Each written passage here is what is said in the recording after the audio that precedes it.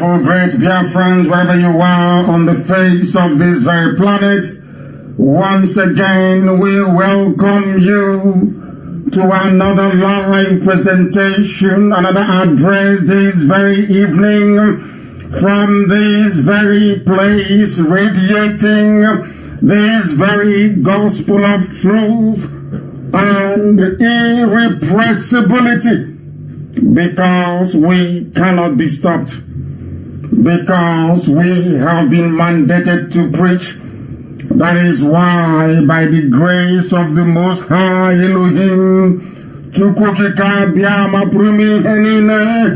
we are gathered all over the world, across the entire 24 time zones, on this very planet to listen to this gospel and message of redemption, a message of atonement, a message of liberation, a message of hope, the message that will take us into that very kingdom on the face of this very earth, that very land of Biafra, that Chukwokika Biama has decreed must be inhabited by his children, those he called the children of light.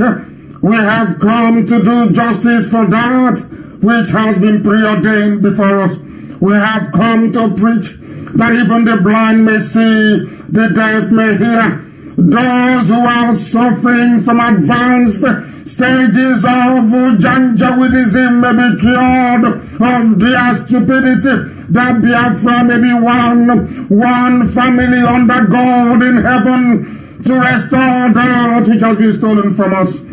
I say good morning, good afternoon, good evening, and good night to some of you, because there is no other broadcaster, no other listening platform, no other project of information dissemination that can boast of the range of listenership as we come and hear on this very platform, this very Radio Biafra. As I welcome you, I will seriously urge you to welcome those who are around you, all your relatives, your neighbors, because before I came on air, somebody said to me, my neighbor is Yoruba, and they love what you're doing. Could you please take it easy? And I contemplated and I said, I am under divine instruction. As I am led by the Spirit, so will I preach it. I respect and I love every shade of humanity. Only those who have come to conquer, to enslave. Only those who have come to demonize. Only those who have come to pillage. Only those who have come to render the Biafran children asunder. They are the ones we despise and the ones we hate with every blood in our body. My name is Nnamdi Kanu. I am the leader of the indigenous people of Biafra the whole world over. In over 100 countries and territories all over this very planet. I lead this very divine movement. I serve the children of Biafra. And I will always serve you until Biafra comes, which I know is imminent. That I can categorically assure you, that Biafra is imminent. I will serve you until the end of my time. We shall not know any corruption. Iniquity shall never be our portion. For Biafra is scrupulously clean in the spirit. All we are waiting for is for the manifestation of that purity in the lives of the men that inhabit this very earth. I speak with every authority. I speak with every command that we have been sent by heaven to propagate this very gospel. And wherever you are, I welcome you. Bring your pen and your paper, and as I chiefly announced before I came on air, I said if you're Janjaweed or Alemajiri, try and bring your chalk and your slate with you, because as we dissect and digest very complicated and very diverse range of information, I would expect you to start memorizing your ABCD to Z before you can join us.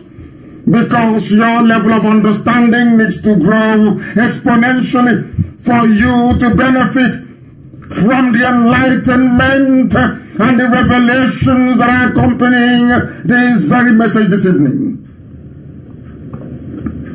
We must pray, but before I do so, I must remind each and every one of you that we are live, of course, on my page, Mazi Nnamdi Kanu, the authentic one, I hasten to add, with I think about 400,000 followers, which is nothing, it's a drop in the ocean. We are suffering very serious sabotage and efforts to undermine this very project of Biafra restoration by the powers that be, but they cannot stop us.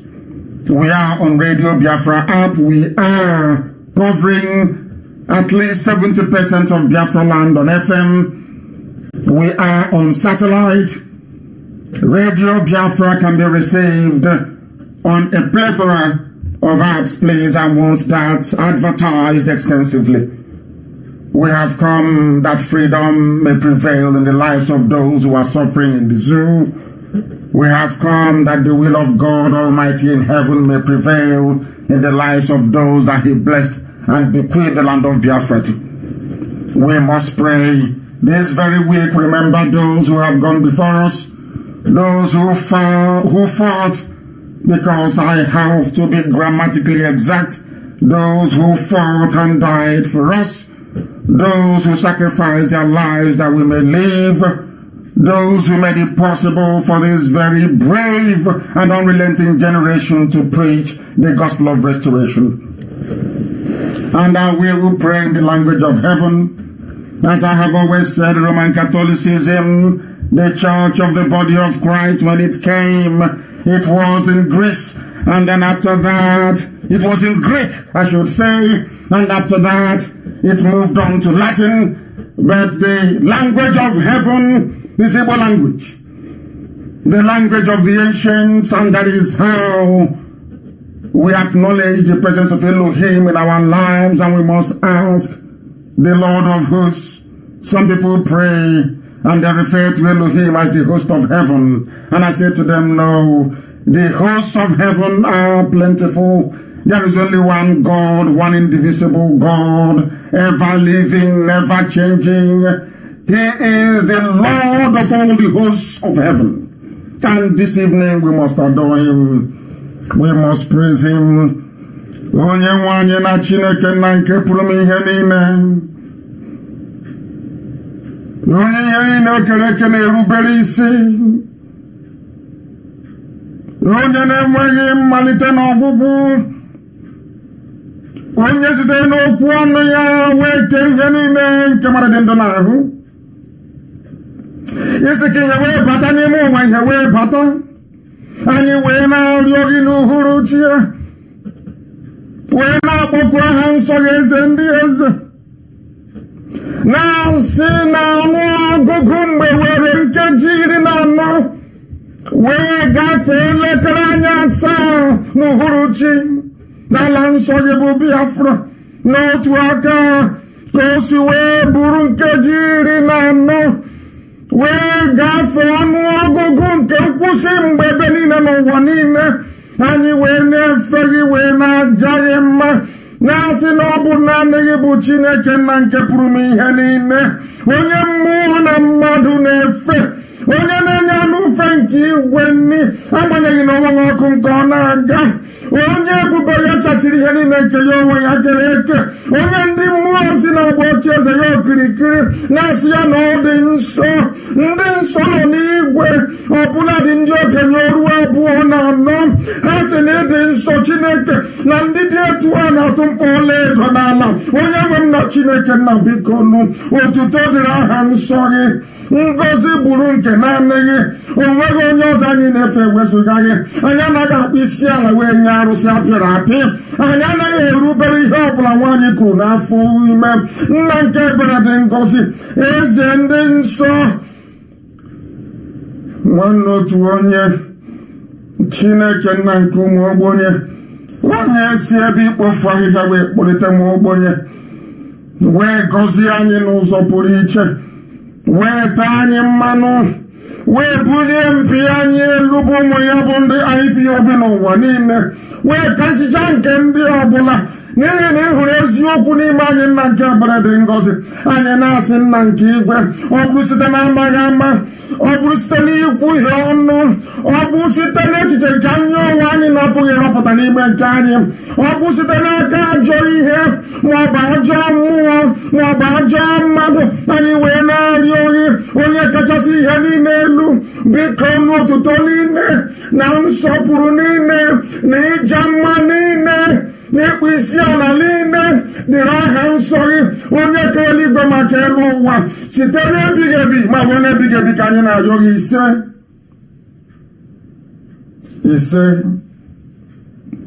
Ise. We have called upon Elohim the way the ancients will do, with kola nut and spirit. We must proceed this evening very quickly and without hesitation to preach the gospel that we have been mandated to preach. The very reason why we were created, the very reason why Ezesa Israel Okukano married my mother, Ugweze Memo Okukano. They are no longer with us today because they have done their job. The same way that most of them that fought for us are no longer with us today, they too have done their job.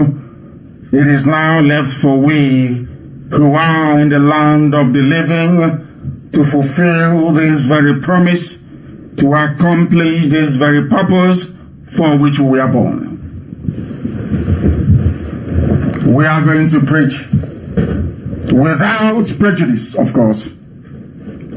And I will start this very evening by dissecting the character of an Igbo person and the reason why we are in the mess we are in today. Before I came on air, I saw a very bitter sight that Headbridge in Onitsha was being fenced off by the Anambra State governor. Ill-advisedly, I must say, because you are fencing off Anambra from your relatives in Ahaba, in Anioma, in Aniocha, as it used to be called. You are fencing off your people from Enugu. You are fencing off your people from Imo. We got to where we are today due to complacency, due to the greed of an Igbo man, due to our selfishness, due to our crippling and debilitating individualism. We are where we are today because of lack of foresightedness, because of our wickedness. That very gate, that very barrier should be built in Ibanke. That very barrier should be built at the entrance into Biafra land in Idoma and in Igede. It should be built in Ogoja, not for Anambra State to fence itself in. As I told you, you listen to the Janjaweed, they have given you a new identity. Before we had Anambra and Enugu, there was only one Anambra. What could have happened then? There is need for all the governors to coordinate their effort and treat the entire Biafra land as one unit, not all these sub-units created for us by the Janjaweed from the Sahel. That is something that those who are close to Obiano must advise him. That it is preferable for us to see all the governors working together and securing the entire borders of Biafra land. Because if we stop them in Lower Benue, they cannot come into Anambra. If we stop them in Ibanke, Oshawale cannot allow them to pass through Benin and come into Biafra land. That is called foresightedness to be able to anticipate, to have a reasonable sense of judgment. But they don't see very far. All they are bothered about is to loot. All they are bothered about is to serve their masters, their Janjaweed masters in the north. And the resultant effect is a very warped way of thinking and a badly executed policy. And those barriers must come down. Those barriers should be erected at the borders of Biafra land to allow people to mingle, to travel, to interact seamlessly in Biafra land. Very, very critical and very crucial. The truth is that Igbo people do not plan or think ahead. Only when it is marriage, when they want to contest for political office, or when they are expecting a contender from abroad. I am saying this because I can see the effort that Professor Joffa is making of WIC in America to try to get our people to reason properly. He is fighting a battle, and it appears to be a losing battle, very sadly, because we never ever plan ahead as a people, and this is the consequences. There is a saying in Igbo land where we come from, some of us come from, not all of us, because Biafra stretches far and beyond the boundaries of Igbo land, albeit that we are one people but different tongues as the centuries have gone on.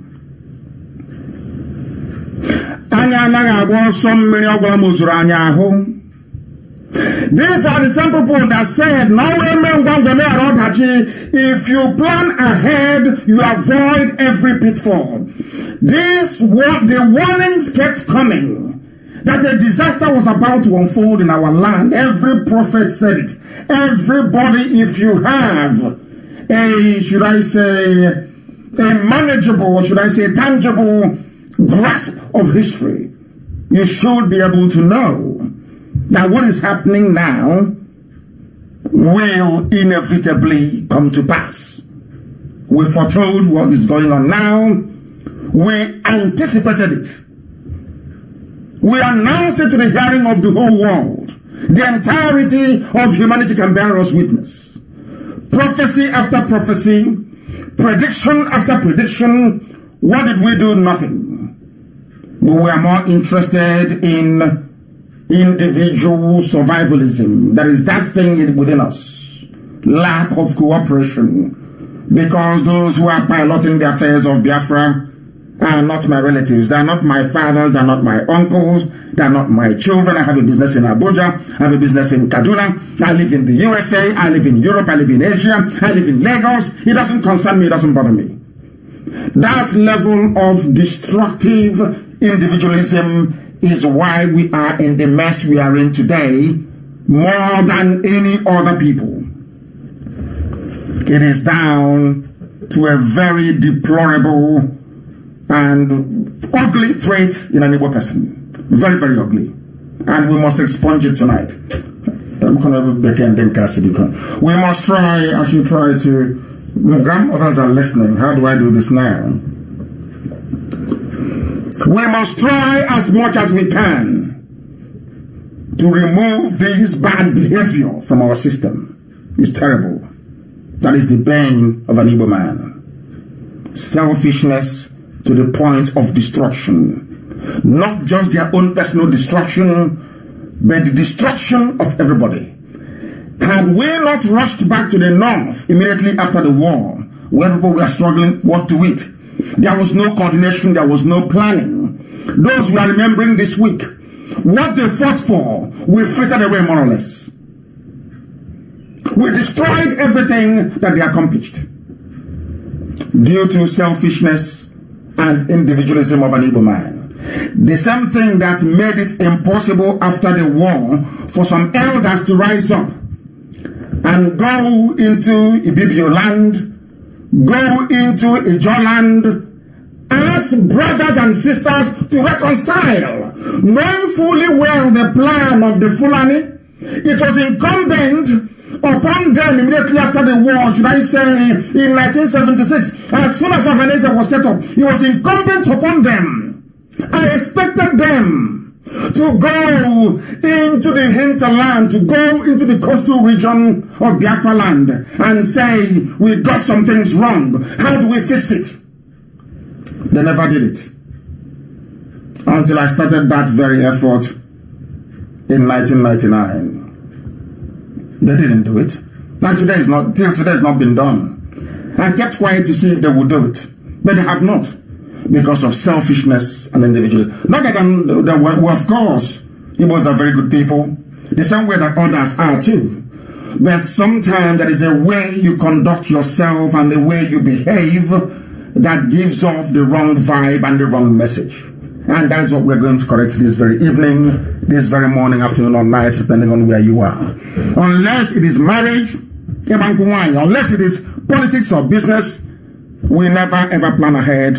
And that is why we are now having Janjaweed, terrorists from the Sahel, across the entire Sahel, supported by terrorists who have been recruited into the zoo army, into our land. We are not a people that learn from history either. We never learn from history. The killing of Biafrans started since 1945.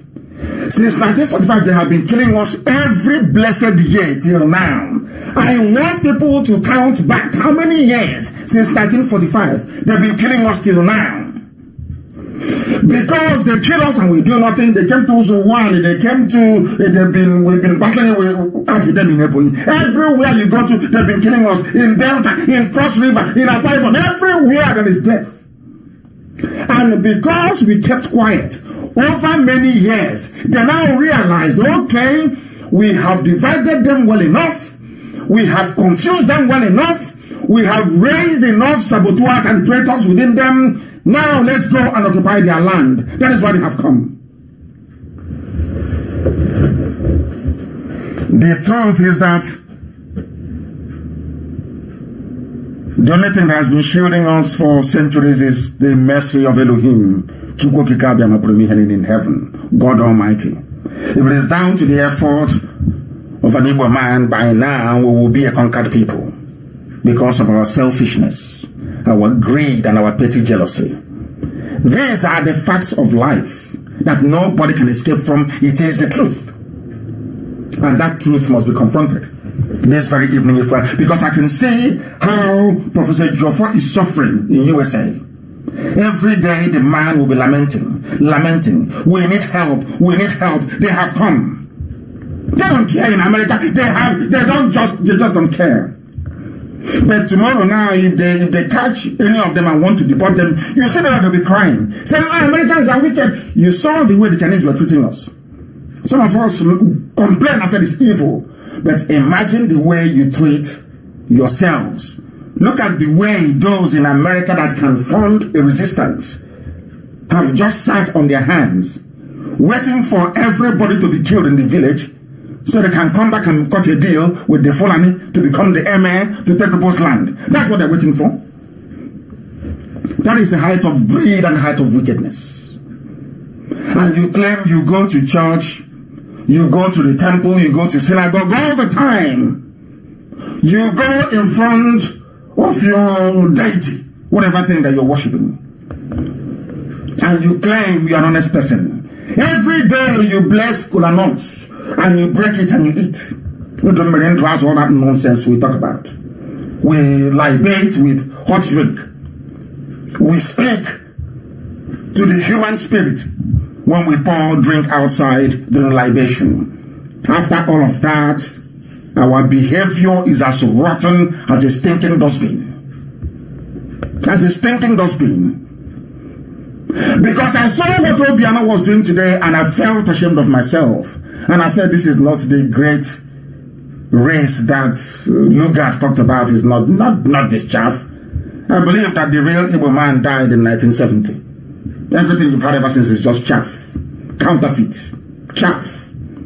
Because under Igbo Union, if we had Igbo Union would have seen all of these things before. They would have seen it long time ago and they would have made plans for it. But look at where we are today. Nobody knows. Your so-called leaders are hiding, doing conference call, doing Zoom, or is it Voom? I don't know what they call it. when you require leadership, they are found wanting. But they will be the ones to rise up tomorrow morning and say, oh, we are the leaders.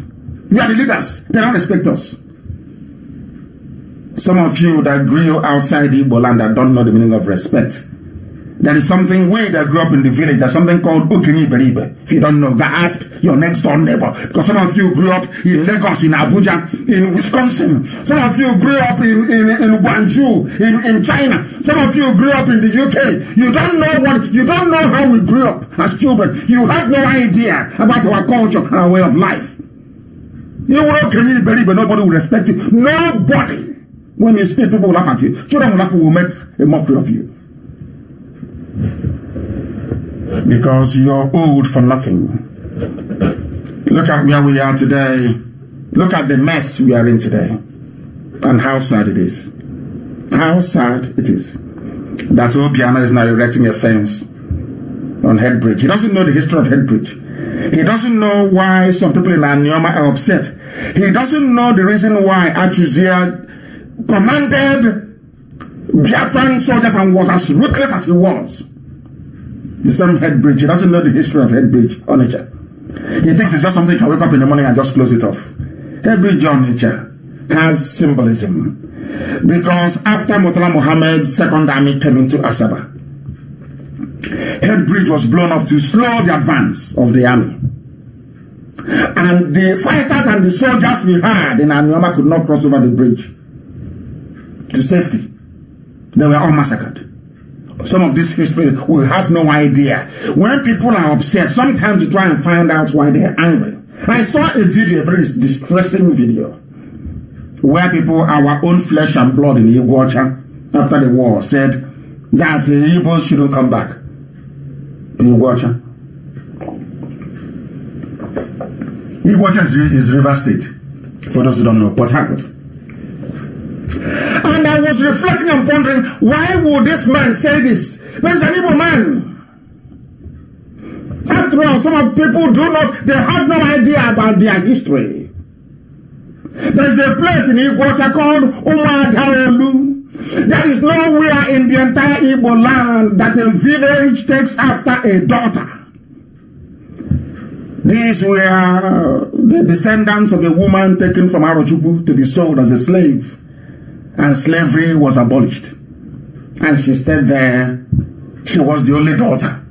All of her siblings were sold as slaves. We sold them. That is part of the reason why God is angry with us. If you go to some places in Biafra land, they will tell you, we don't want anything to do with Arochukwu people. They will tell you that. You don't know the reason why. Because of slavery. Because of slavery, if you don't know, let me tell you. Some people despised it. This family was taken, everybody was sold, remaining one daughter, and slavery was abolished.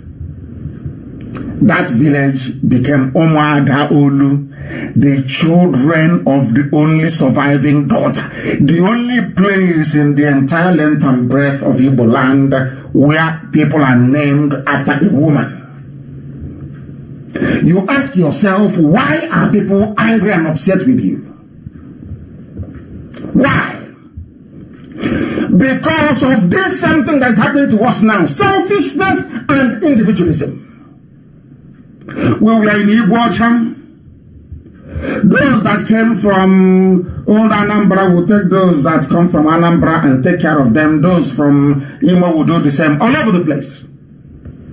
We never encouraged our own people who are in Ikwere, who are our flesh and blood, taken as slaves. Go and ask them if you know history, you know what I'm talking about. Most of the settlements in Ikwere land are slaves who were there and slavery was abolished. If you don't know, let me tell you.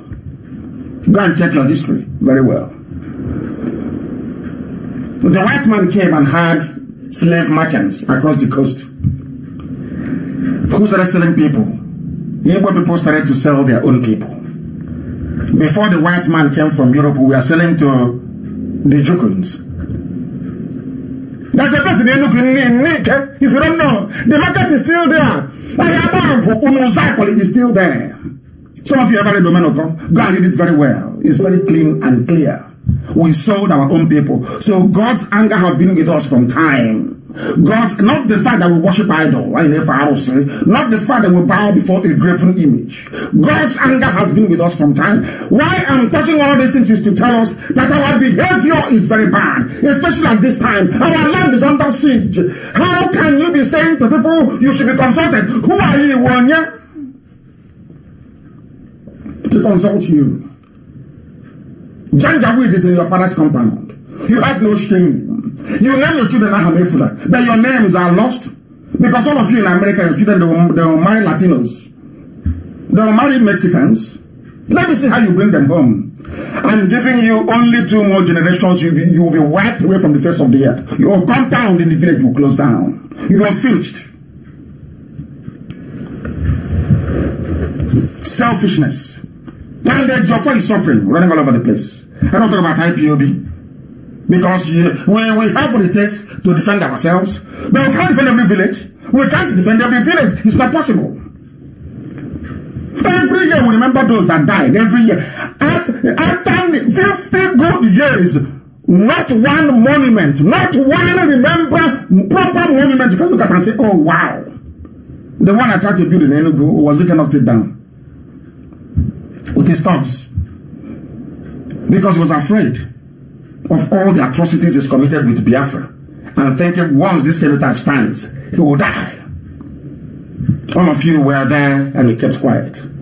Of course, when the time comes, he will pay very dearly for it. Doesn't he know that? Of course, you pay for it. He will pay very dearly for it. It is that your selfishness that is driving you now. They have come in. Some of you, is it after to the call the Anambra State Association in America? Can you not reason and ask yourself, why is Headbridge being closed? And what can we do to save our people? You can't do it. Tomorrow you say you're in America. Tomorrow you go and say, you'll be preaching rubbish, democracy, how to be nice to one another, how to be good and all that nonsense. We have our own faults, sometimes even deeper than those from outside that we criticize. I must tell you the truth. Elohim is waiting in heaven and watching to see what this generation of selfish Igbo people will do. I consulted on Igbo this very evening, this very first segment. Because if you are the first son of a family, the same way that Anambra is the first son of all of us, Anambra is the beginning of everything. It is their responsibility and duty to rise up and to say, from the likes of Adama of Nri, these are the kingmakers, men of honor and integrity. Men of honor and integrity. These are the men that I respect. They have no respect for elders, but I respect the Adama, I respect him.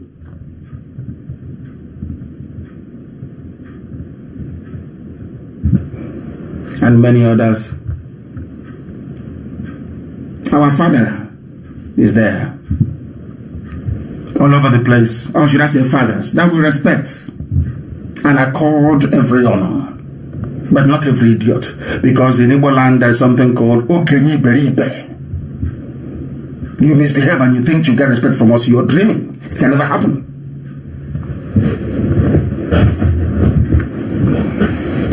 People are not cooperating. The same thing happened in Africa. That was why only 5,000 men took over the whole of Africa. The same thing that's happening to us today. The same way the Janjaweed, the same thing that is happening to us now was the reason why the Fulanis found it very easy to divide and conquer the Hausa people. There is a very slight history I'll give to you later on, so you'll understand it very well. We had a whole year to plan the war in 1967. They killed us after the coup in 66. They massacred everybody. Who planned the coup? Those planning to keep Nigeria one. The same idiots we have today. Nzogu came to make Nigeria one. He was born in the north. After his coup failed, the mantle of leadership was taken over by somebody else raised in the north. My mother's uncle, who is Abironsi, traveled to the north at the age of 8 years old. So he's more or less a Kano citizen. All of them were in the north. They wanted one Nigeria. Like Azikiwe, born in Zungeru, also the north. They wanted one Nigeria. In the search of a perfect Nigeria, Nsaku headed a coup that was tagged an Igbo coup. After the coup finished and they killed all of us, they now said, oh, Agbanam is no longer Igbo. It is a Midwest, Middle Belt, South Belt, Niger Delta, South. Are you following what I'm saying? It's a very sober, because this week, remember our dead. It's a very sober broadcast this very evening, but laden with a lot of information and soul searching, which is the entire essence anyway. We had a whole year to plan. Since the 60s, 70s, we never planned anything until the war came. I was there running around, trying to buy weapons, trying to defend our land, but it was too late. By the end of it, 5 million people lay dead. 5 million died. No plan, nothing. The same thing that happened then is happening now again. So in 50 years, an Igbo man has learned nothing. In 50 years, they have become even more stupid than they were ever before. Everybody has sense. Everybody is intellectual. Even an idiot who for the profile about the office flat file with a warm constitution in it. Now, gossiping, that's what they do. Talking rubbish. Enemies are they have come. Can you see them? They have come. You are still busy yapping and talking rubbish, making stupid videos, talking nonsense and writing garbage. Now tell me why I shouldn't believe that you're an agent of the zoo to distract us. Some idiots are in America telling me that they are speaking American accent, talking pure rubbish. You're in your house. Your place is burning. You want to be consulted. But the white people that built America, they did not wait for anybody to consult them. They drove the British away, built a civilization. Now you're enjoying in America. Do you see the difference between a white man and a black person? A white man has shame and honor and integrity. We have none. I tell you the truth.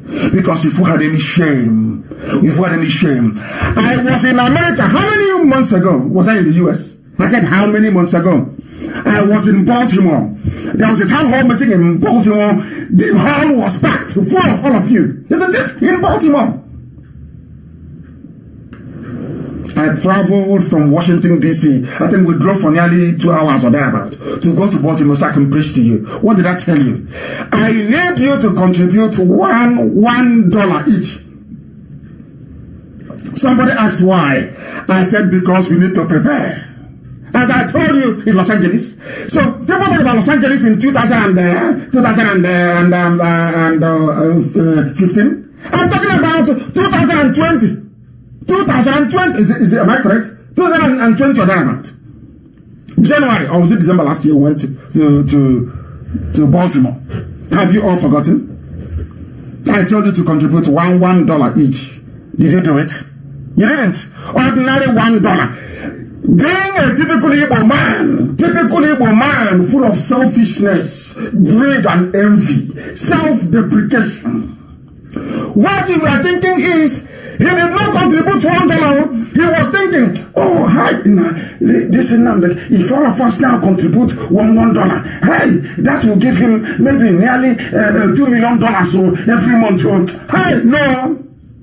Now they have come to your village. The reason for that $1, they have come. How many of you paid ordinary $1? One single dollar. You couldn't pay. But in America, as selfish as Satan, you people you are evil. Horrible people. And I wish that one day America would deport all of you. Deport all of you. I'm telling you, I wish America can deport. You people are evil. Obiano is building gates at Headbridge. Some of you are sharing it on social media. But you're in America.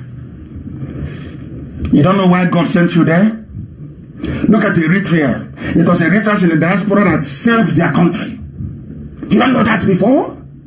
You don't know that is your job? You don't know that was why you went to the USA? You have no idea? Because you're not prayerful. None of you go to useless Pentecostal churches. You are not spiritual. You are not in the spirit. If you are, you would have known the reason why Elohim sent you to America. The reason why you went to Europe. Some of you think it's to feed your family. Love from your mother, your father, and your children come naturally from the siblings. The greatest love in life is the love you have for your nation. That is why people die under a flag. The love you have for your nation, for your people, is the greatest love ever. Not for your wife, not for your child. The greatest love is the love you have for your nation. And your willingness to sacrifice anything to keep your nation progressive. Not like the zoo. We can't do it. We are intellectuals, so. All of you were there, Morrissey, who developed a drug for COVID-19. I've been watching all of them. They never said anything. He was ignored. Janjaweed went all the way to Madagascar to go and bring drugs. Nobody complained. As usual, only IPOB. Only Nnamdi complained. And then was it channels that ran and interviewed him? And then after that, what? Nothing. You never learn. Every blessed day, Fulani Janjaweed is telling you, we are against you, we hate you. Every day they show it in their words, in their action, that have brought war to us. And some idiots in America, they want us to buy palm wine and coconut and call a meeting and break it and do this rubbish they do every day. Elohim will give us Biafra.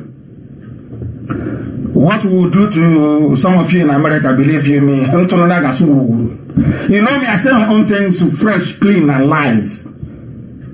So your envy can increase 10,000 times. Your jealousy can multiply. Now, Biafra will come. What will do to you people in America? Americans will be wondering, are you sure you're from that place? Because you people are evil. You people are wicked. Very, very wicked. Beyond belief.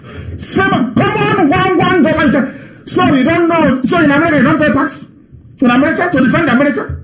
So you think when America comes out with a stealth bomber, it fell from heaven? You don't need these years of research and development. You're not aware of that. I thought you guys went to school. I thought you went to school and you're educated.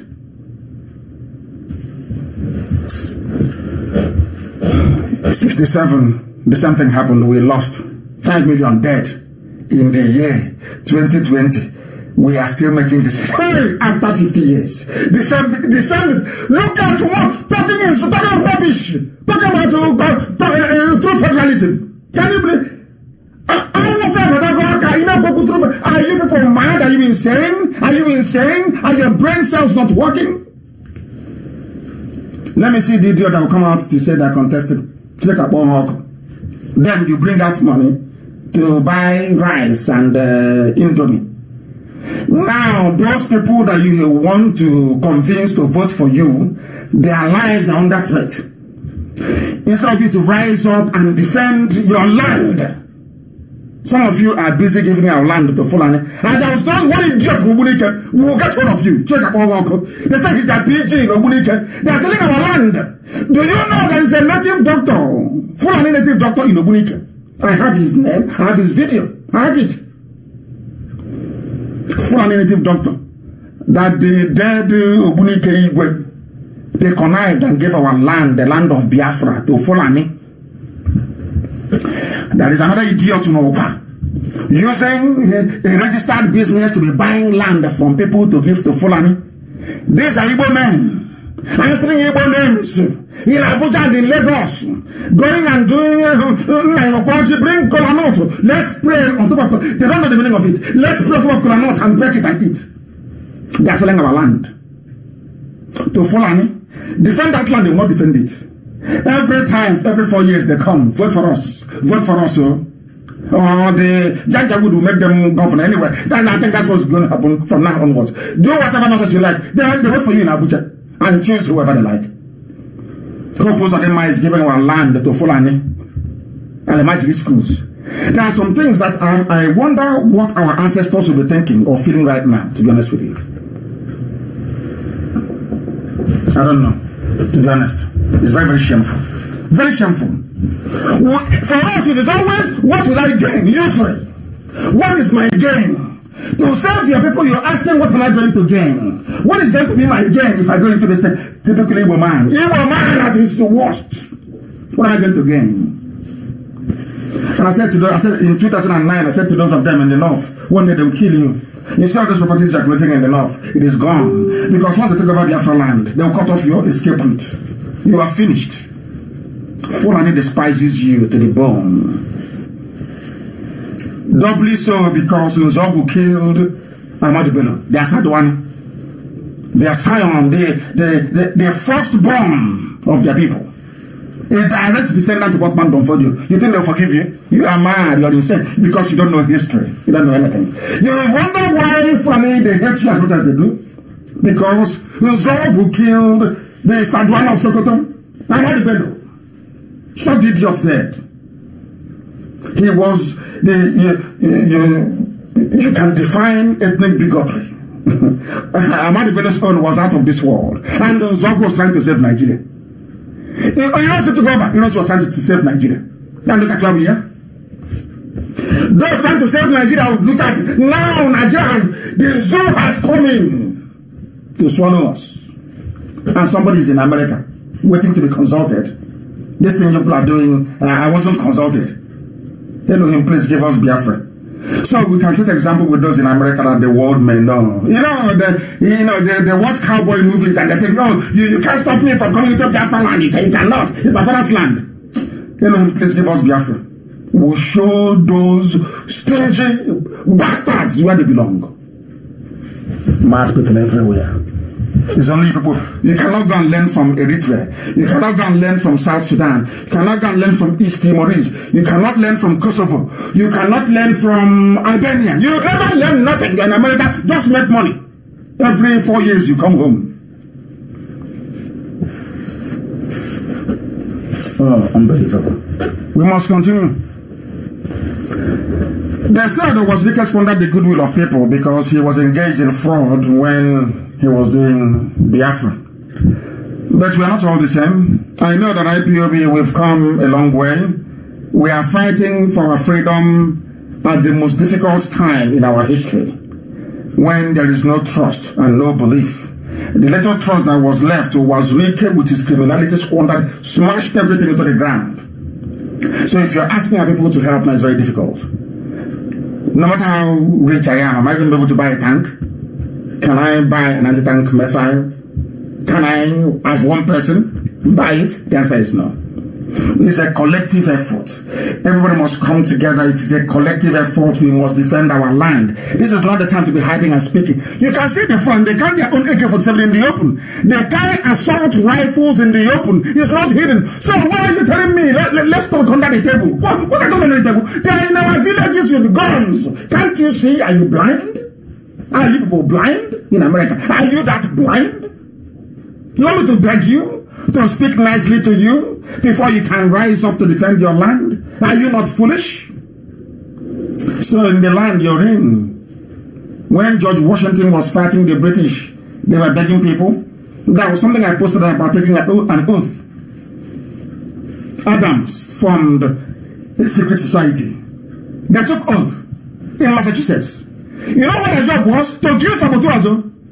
Every Sabo, if you are not with them, they kill you. That America you're enjoying it, that Massachusetts you're in now, driving your Lincoln Navigator, your big Jeep. That was how they managed to get rid of the enemy and build a civilization that the whole world is proud of.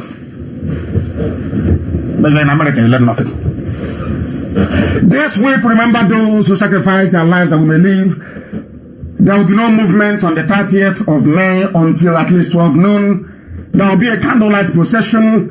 There will be fasting and prayers. We are going to read from Psalm 1 to Psalm 150. Prayer and fasting for 4 days. Represented for market day, starting from the 27th, 28th, 29th, and ending that very fasting and prayer exactly 12 midday on 30th. I remember what our sister wrote. Her name is Mercy Carlo, because when I quote people, I must give them credit for it. She wrote this very brilliant piece. She wrote about trust and test, trials, temptation, and how fire purifies gold. He said, these words are for men who have proven themselves worthy. Such men, this from a woman. You know, that's why I said that Biafra is a motherland. It's our women that can give us, should I say, they represent our moral compass as we navigate this very difficult terrain of freedom and emancipation. Let me read to you what a woman wrote. Such men don't listen to gossips. Such men are not distracted by illusions. And such men don't settle for less. We don't settle for less. Outright victory. They are moved on until they reach their goal. If you truly believe in something, I don't think anything anybody said to you will make you to renounce your beliefs. Otherwise, should mention my name, I would have abandoned the struggle a long time ago, because our people can be very, very frustrating. But I know they're also very lovely. It takes them time to believe in you, but once they do, once they do, once they do, there's no going back. So in a way, it's also an advantage. Maybe Americans are testing us to see how strong we are. If you know them, go and tell them that we're very strong. We are not moving. Our goal is Biafra. Our goal is not to own a car or to live in a mansion. Our goal is to simply to go and get Biafra. And then after that, I'll retire and go and see if enjoyment is possible, because I have suffered enough. I'm telling you. You can never see a Christian or a Muslim renouncing their membership of their faith. Even if you insult Muslims or Christians, it makes them to become harder in their belief. If you kill Christians, you get many more converts. It's only in our own that people don't know that Biafra is a religion. The more you persecute us, the more hardcore we become. The more hardened our core becomes. It's only the flimsy ones. After 2-3 days, they run away. Oh, they give excuses. Oh, I was insulted. I don't like the way they insult you. But I'll imagine it's killing you. They're in your village. And you're still championing one Nigeria. You said somebody insulted you, and because of that, you can't do Biafra anymore. But I'll imagine it's in your village. They've been killing you since 1945. And you're still a Nigerian. They were killing. St. Peter was crucified upside down in Rome. Some were thrown into drums of boiling oil, cauldron of oil in Rome, where you have St. Peter's Basilica. Peter was crucified in Rome. Did that stop you from attending Roman Catholic Church? I'm just asking. You claim you were insulted. Peter was killed. Yeshua was killed. People were persecuted. It didn't stop them. It didn't stop them. Can't be giving all these flimsy, useless, foolish excuses all the time. Before COVID-19, I was begging in America. $1 each, they said no. $1. They said no. In that account in America, do you know what they have contributed to now? $37,000 only. You know me, I don't hide anything. $37,000, that's what's in the account. But if you help, hey, they're collecting money. They give the, hey, China, they give the money, or they are rich, or they have money. Only that, for how many months now? And the money is still there. How many rocket launchers can that buy you? Because you know, once we defeat them on the ground, the next thing you will see an Amajiri do, they will take to aircraft. Britain will give them aircraft to come and start bombing us. You don't know that? That we need missiles that can bring down aircrafts. Don't you know that? You don't know that's what they're going to do?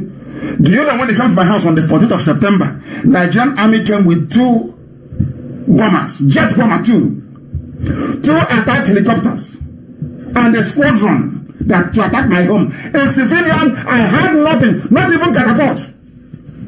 They came to what they wanted to do is let my men kill any of them. They would have bombed my village. Exactly what Obasanjo did to Odi. That's what I wanted to do in my village. You don't know that? So you don't know that any contingency you're making has to include making sure that we neutralize Nigeria's air power. You don't know that? You don't know they will bomb places? You don't know? Okay, let any day they start and you retaliate. You will see what will happen to you. They will send Air Force jets to come and bomb everywhere. That's what they do. You don't know that? That's what they're waiting for. They have bribed Britain. The British High Commissioner, her bag is full of cash. The US ambassador, her bag is full of cash. They have made money. Do you think all these things happening in the zoo that they are telling their countries? Of course not. Of course not. They're not telling them. Do you think all this Janjaweed moving to Biafra land that the British High Commissioner is telling Boris Johnson? No, she is not. She is not. Do you think those in Australia is telling their people? Of course not. There was a few skirmish, Heather and they're fighting for access to water to feed their cattle. Let's see what we can do to make sure that they go into mechanized farming. That's what they're telling them. Oh, some of you, so some of you actually think that the British High Commissioner in Abuja have written a dispatch to London to say that terrorists are moving to the south. Is that what you think? Hey, people are dreaming. We are on our own. We are on our own. A government cannot act unless they get the intel on the ground. Is Trump going to trust me or trust his ambassador in Nigeria? I'm asking you a simple question. I'm not an American. Is Trump going to trust me or trust his ambassador in Nigeria? You know the answer to that. And that ambassador is saying, oh, there's nothing wrong. It's just a bit of COVID-19 here and there. They're just moving south. Don't worry, everything is okay. And Janjaweed are coming to kill us. And they have bribed every media in the world. They have... Why is somebody calling... This is not well, you know? Why is somebody calling by this time? Unbelievable. He's not even listening. He's just calling, want to talk on the air. Just imagine. There's a lot of orientation to be done in Biafra, and I'm telling you. They are not relaying any message to their home country. That is the truth. Before heaven and earth, that is the truth. You must understand that they have started the killing. Some of you don't know that the killing has actually started. What they are now doing is to do exactly what the Iraqi resistance did to US soldiers in Iraq after Desert Storm. You know what they did? They started to place, pipe bombs, like toys, like something you can just pick up, like a scrap metal. You don't know it's a bomb. You pick it up and you die. They have started to nowhere. This is for those who are from who are in the US. Let me tell you, you are waiting for it to start. It started already. Bomb exploded and killed 3 people in Imo State. Are you listening? They are testing things out because their boy is in Imo. Hope most of them is there to protect them. You people don't know what is going on. 3 middle-aged men identified as Elvis Okado, Kasiem Obiuzoma, Justice Adema. They have all met their untimely death in Imo State. The sad incident occurred as a result of a bomb explosion in Eziosu community in Ugu, the government area of Imo State. Confirming the incident, in case you say it was fabricated, confirming the incident, the police public relations officer, Superintendent Orlando Kechuku, said the incident occurred on Thursday at about 2 p.m. when members of the community suddenly heard a loud explosion. They rushed to the scene only to discover 3 lifeless bodies of the victims lying dead on the ground. That's the day have come. This is the what Mujahideen, this is what they do. It's called an improvised explosive device. That's what they use. They drop it by a street corner. You come there, children will pick it up and they will die. And you have people in America that could have helped. And they have decided not to help. They have decided not to help. What the same thing that was how we sold our own people to Arabs first and then to white people. That was why God cursed black people in Africa. You don't know that? You don't know. Some of you don't know that our wickedness is unbelievable. Unbelievable levels of wickedness and atrocities. Unbelievable. It is black. Look at USA after the war. They sent money to Germany to rebuild Germany. They gave money to Japan to rebuild Japan. These are white people. They fought war with Germany, but America, under the Marshall Plan, after the war, gave money to Germany to rebuild Germany. white Europeans. Do you see why God loves them? Do you see why God gives them? Do you see why they are blessed? How about the blacks? We lost the war courtesy of Britain. Instead of them to say, oh, let's rehabilitate this after the war, as there is something called chivalry, they decided not to abandon that very code. Ask any grown up, of course, the ones who are learned, they will tell you what chivalry means. They said no victory, no vanquish, no this, no that, and no other. You know what they did? And even the one, you know that verse in the Bible where Jesus took money from those that don't have and gave to those who already. That's what they did after the war. The little we had in Germany after the World War, Second World War in Germany, everywhere was rebuilt with American money. They destroyed our land. They think that gives money to the zoo. Nigeria comes from our land. They now came. They open your mother's purse or your grandmother's purse in the bank and take whatever is left there. And some people wake up in the morning and say they are Nigerians. Unbelievable. Things are happening if you don't know. Things are happening everywhere. There was a news that broke this evening before we come on air. There is a group now accusing the Janjaweed, the Fulani, Alamajiri, that they are the ones aiding jihadist genocide going on as we are occupied with Biafra land. You don't know what's happening in Kaduna. In Kaduna, there is wholesale slaughter. In Kaduna, Kaduna Christians are being massacred and decimated as we speak. Are you aware of that? No, you're doing one Nigeria. You're fighting for APC and one Nigeria.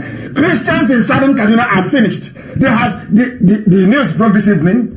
Let me tell you the people that announced it. It is the Southeast Based Coalition of Human Rights and Democracy Organization, SBCHRO.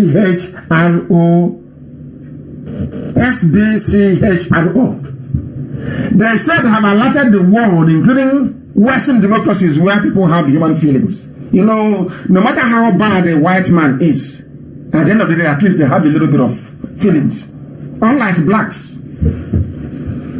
What they are saying is that they have told the world that indigenous Christian communities, Hausa Christian communities in southern Kaduna, in 7 local government councils, hey, they are being slaughtered.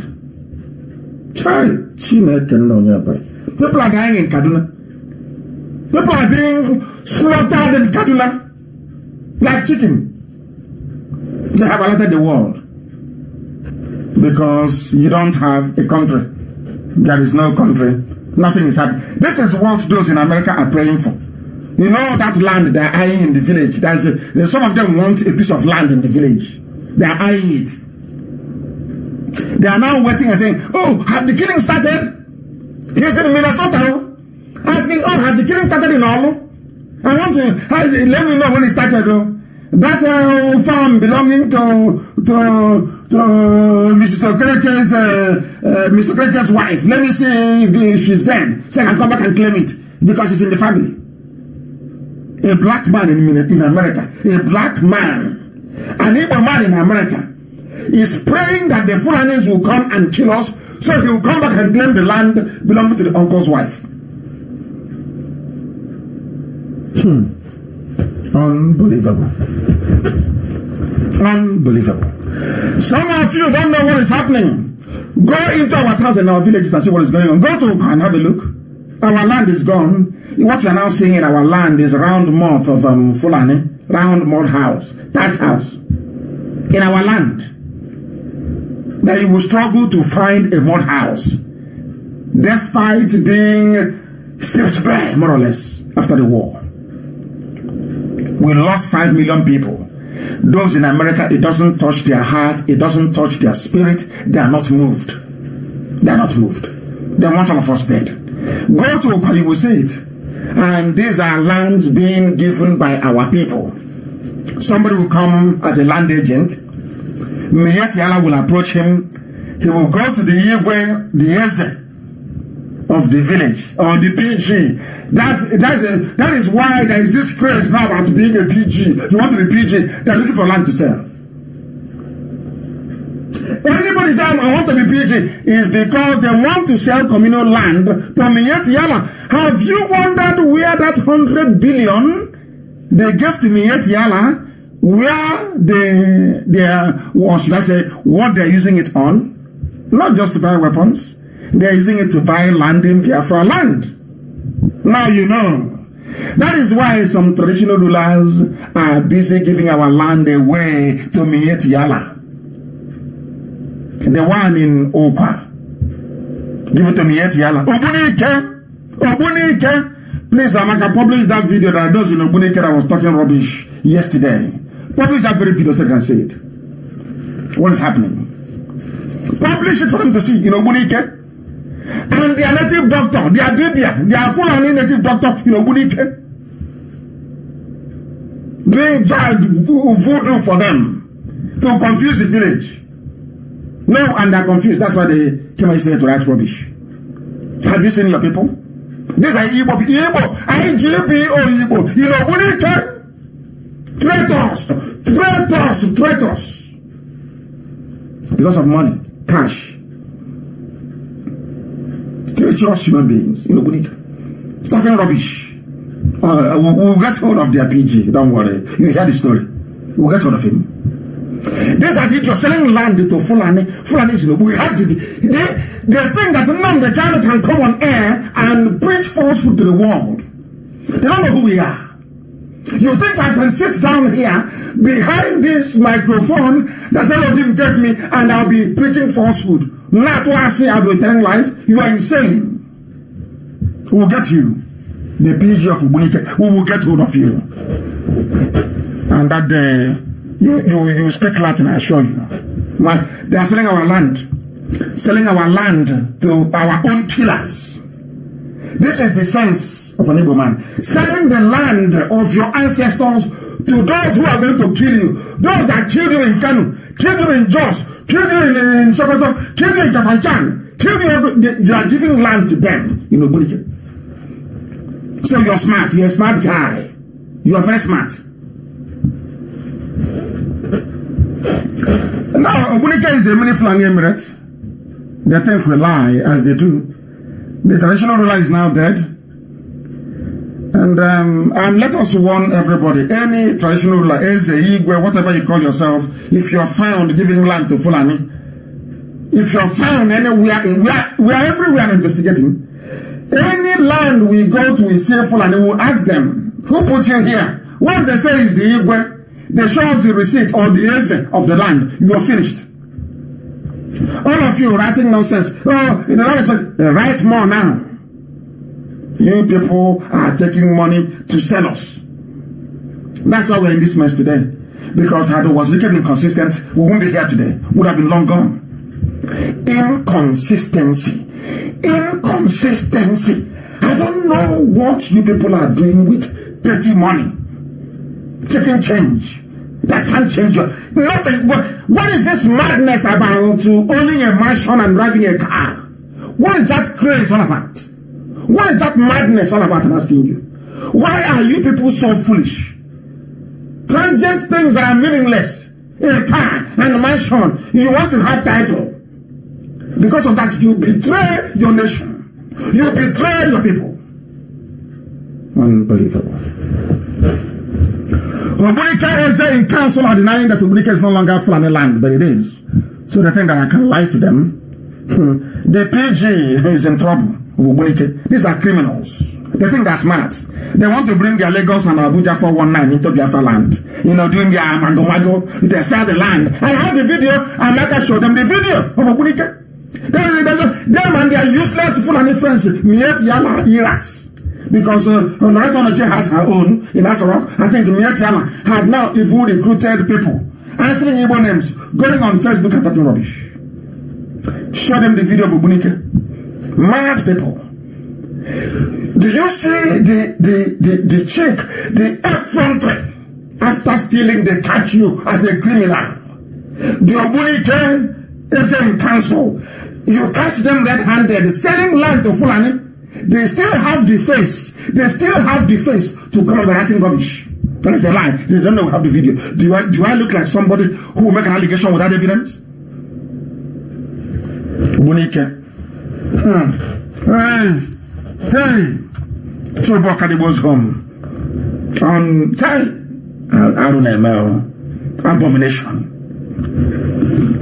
That is what you get when you have the last of Onyanwodo in charge. He doesn't know our culture. He knows nothing about our way of life. Absolutely nothing. People are saying land to Fulani because they're all compromised. All of them are compromised. All of them. Compromised. And these are the elders one you want to respect. Stupidity is a disease. It's a disease. And let me tell you why. People don't understand us when we speak. This evening I want to prove to you that Onyanwodo is in on this scam that is going on, selling our land to Fulani. You know us, we have evidence. Before I accuse anybody in my life, I have the incontrovertible proof. Incontrovertible. Never changes. These are the criminals. He says, our leader. I defer to you as our leader. This man is a rogue. Oh no, Onyanwodo is a criminal. I have the proof. Oh my goodness. Please, if you have it, you say, go online and check it. Ohaneze issued a statement about 9 months ago. You know, sometimes they say the internet never lies. You can just go and find anything you want. Igbo miscreants, that was what he called us then. Listen. That was when Fulani headsmen were killing people. It was so whiny. Everywhere, massacre everywhere. That was when the governor of Enugu State called us a rock and nobody picked his call. Because the Fulanis were on rampage. Fulanis were everywhere killing in. Go to Ebonyi and see what is going on now. Oh my goodness. God, please publish that headline. Igbo miscreants hide under headsmen to kill innocent people. The Fulanis were innocent. Igbo miscreants. Fulanis are coming and killing us. Anywhere we put up any resistance, they say, oh, they are killing innocent people. Who issued that statement? Ohaneze. Please publish that very link so the world can see it. I don't accuse people anyhow. What would I gain? I have integrity and honor. Millions all over the world believe that anything that comes out of my mouth is the truth. And it is. They know I don't lie. Ohaneze has made a revelation. This is the news. Ohaneze Ndibo has made a revelation about the rising rate of kidnappings and killings in the southern part of Nigeria. The President General of Ohaneze, Chief Onyanwodo said, some Igbo miscreants hide under Fulani headsmen atrocities to kidnap and kill innocent people. Exactly what they asked him to say. His Fulani masters.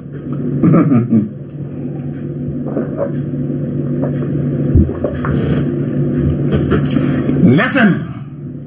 I say, if I push you, I will show you where to fall. Everything I tell you is the truth. The same Onyanwodo.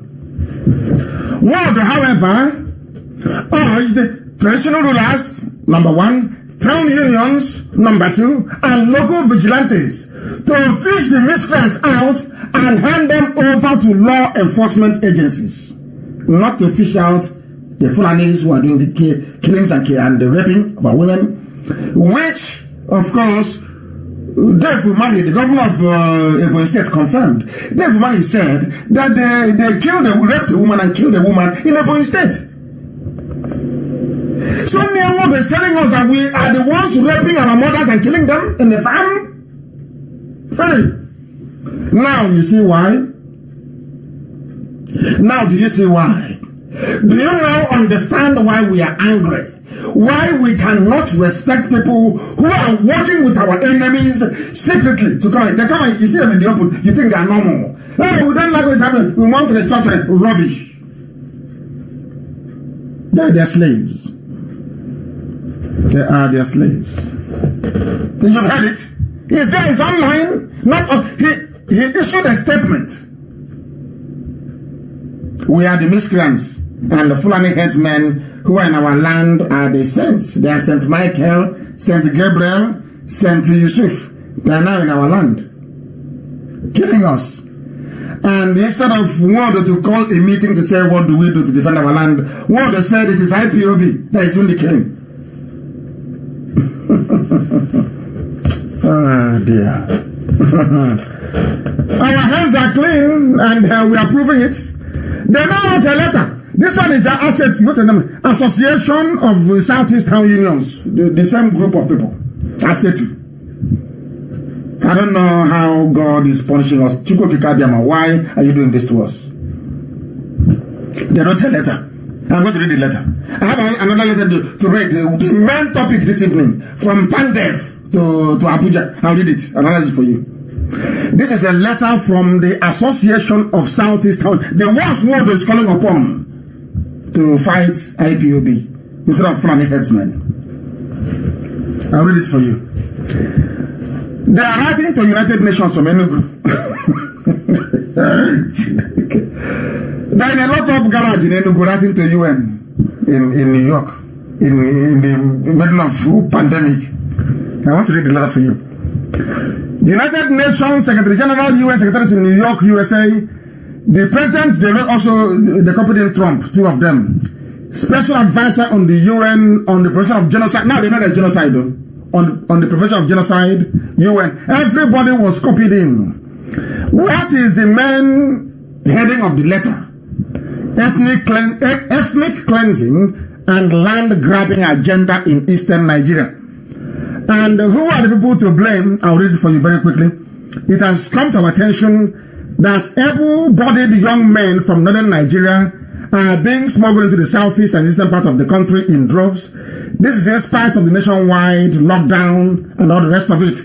And they are coming from the north. So it's not IPOB, as Wood wanted to make them believe. I'm not directing a letter to UN. Do you know what I find very bizarre about the lack of trust and cooperation within our people is this? You are writing to an organization that is in America, UN, and Trump. Ask yourself, as they would do, in the Western world, when you want to go and register a charity, I'm sure even in the zoo, when you want to register a company or a charity, they will ask you, in the Western world, are there people doing exactly what you intend to do? If the answer to that question is yes, then they'll ask you to go and join those people. These people writing this, they know they have World Igbo Congress in America that is actually registered with ECOSOC and the UN. The same people that UNPO registered with in order to represent Bim Masopo was wicked. The latest fraud he was working about with. WIC is there already. But instead of going through WIC, there is an Igbo organization in America, they wrote it on their own. We want to do our own thing as well. Do you see the problem that we have as a people? Is it clear now to everybody? Do you see the problem that we have? Instead of writing to WIC, please, World Igbo Congress, what do we do? We have this one. Can we synergize? Can we cooperate? How can we do this together? No, everybody wants his name to be heard. They want to do their own. Who is asset to now? Do you think that UN will? Who's that asset to? What's it supposed to mean? The letter did not come from Ohaneze. It came from asset to. What is asset to? I ask you. It means nothing. But your children are there in America under the leadership of a man that is working. There is only one I've seen actually who's in WIC that has common sense, working for his people. They could have telephoned Professor Geoffrey to say, Professor Geoffrey, we have this letter. Help us. Let us concentrate everything. So they know we are speaking with one voice. But no, this one will write from Enugu. This one will write from Oka. The one will write from Iguacha. One will write from Ekom. One will write from Obudu, Cattle Ranch. To the same UN. And they get all these letters and I'm thinking, my goodness, are they normal at all? Now you know what is happening. Do you see how we are? Do you see the way we behave? Do you see what is wrong with us? Can you see what is wrong with us as a people? Everybody wants his name to be heard. Even if you don't have the pedigree, even if you don't have the class, you don't have the finesse or the grace to do the work, you want your name to be heard. Why couldn't they go to WIC? They want to I sent letter, I signed it, my name is going to appear at the UN. In case Biafra comes. So we say to our children, we're also part of it. That's what they're doing. Do you see how we reason and how we behave? Very, very sad indeed. We must, as a people, streamline the way we do things. There is an existing UN registered Igbo organization with an established name. That is the World Igbo Congress. Submit your letters to World Igbo Congress, they will deliver them. If you are an Igbo organization wishing to reach out to the US-based organizations, for instance, or any organization anywhere in the world for that matter, if your petition is Biafra related, you go through IPOB. Because we have the presence all over the world. If it is about Igbo, you go through World Igbo Congress. What is wrong with our people? Why all this duplicity? Why all this, multiplicity of organizations? For what reason? Do you see where our problem lies? They think they can do it, but they can't. And that letter will be ignored, of course. But had this letter been submitted through WIC, WIC will give them the letter and also attend UN ECOSOC meetings where they can actually discuss it with UN officials. Now you understand me, don't you? Unbelievable. Unbelievable. This is what is happening in Okwa. The telephone number is the everything. Please, can you release the video of Okwa? Our people, Igbo people are selling land to Fulani. Obunike in Okwa. Everywhere. After selling land to Fulani, and the Fulani is now coming, the same association of town unions will now write to America. You write to UN, write to Trump, and say, oh, please, help us. But you sold land to them. And then they want to tell you that IPOB is the problem. You should work with your vigilantes. Now, do you see it? Have you seen it? What you have done to yourself. And somebody quite rightly said, all truth must pass through three stages. First, it is ridiculed. Secondly, it is violently, of course, opposed. And thirdly, it is accepted as being self-evident. That's what we do. We preach the truth. You may not like it, you may not understand it, but in the end, that's what, where we are today, did I not tell you we'll be here? Rabbi Muna, I told you, where we are today, that they are coming. I said to you, they are coming. You said, oh, but here are they. I said, don't worry, are they not come? Have they not come? Have they not come? I'm asking you. And when next I tell you something, you take it seriously. In a country where there is no president, there is no vice president, there is anarchy and chaos and lawlessness. But do you know what they are doing? They are busy lobbying Interpol to try and stop me. Do you know that? They want a man, this present IG of police, Mohammed Adamu, to head Interpol. Do you know that? They'll be shocked how we know. I got this information from Interpol headquarters. They said they are lobbying Mohammed Adamu. In Asarok now, they are panicking. They will be in a state of shock. How come he knows? If I tell them what I know, I will tell them the day I'm waiting for COVID-19 to finish, the day I will do the mother of all exposés about how Buhari, I will tell, let me tell them something. Buhari had his kidney removed on the second floor of that hospital. I don't want to give them the name. Second floor, he had his kidney removed on the second floor. And when the day comes, I'll educate the world. They want Adamu to become Interpol head, so they can fight IPOB. This is how strong we are. Obunike, you see how strong we are. Not Obunike people, please. Your PG, that is a thief. Your PG is a rogue with your dead Igwe. Your dead Igwe is a traitor. He's a criminal. He's a rogue. The wife of Obunike is a criminal. He's an armed robber. And he's PG. And we'll deal with them. The PG, of course. I tell you what I'm going to do before I do it. We'll deal with you, and he knows we will do so. The zoo has no president, no vice. They know it is. Some of them have seen the 45-year-old boy that Aisha is now proudly parading everywhere with puffed cheeks. You can see it. That he's wearing a mask. Everybody can see it. And I'm asking you, when Buhari was alive, did Buhari take any picture with the wife? Up until the year December 2016, I challenge anybody, apart from his swearing in ceremony the first time, show me Aisha Buhari with the dead Buhari, show me the picture.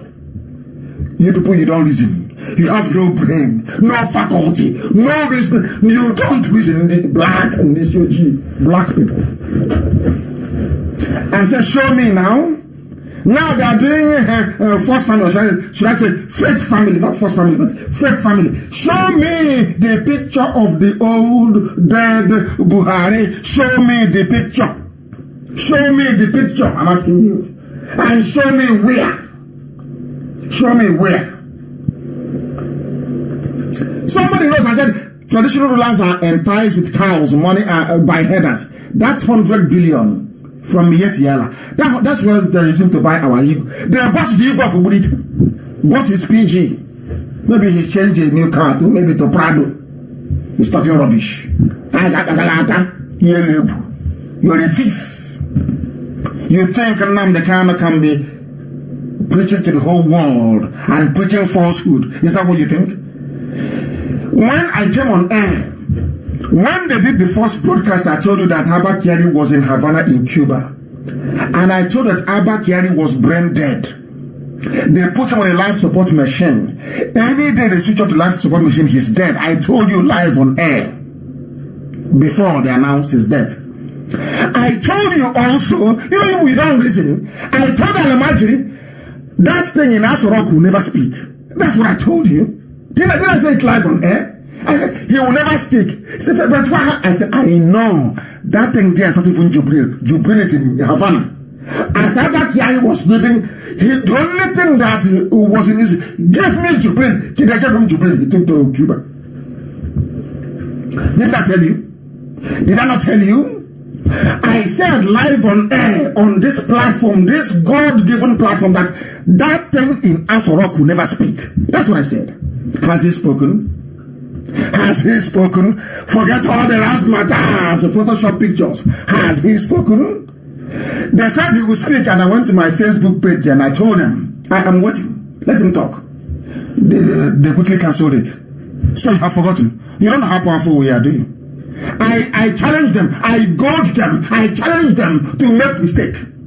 You know that's what we do? We push them, or we keep pushing until they keep because of IPOB. Now Aisha is not taking picture with a Buhari. They claim Aisha Buhari before 2016. Show me your public pictures with your dead husband. Bring it out. Let us see. There is none. Do you see how we roll? I told you that Elohim will break you into pieces for the sake of IPOB. I said for the sake of IPOB, God will destroy Nigeria. For the sake, do you know why? Because we hold the king. I call it the king of David, the 7 senses of David. There is a way you ask God for something. You're holding God. He will do that thing for you. David had the secret. And so do I.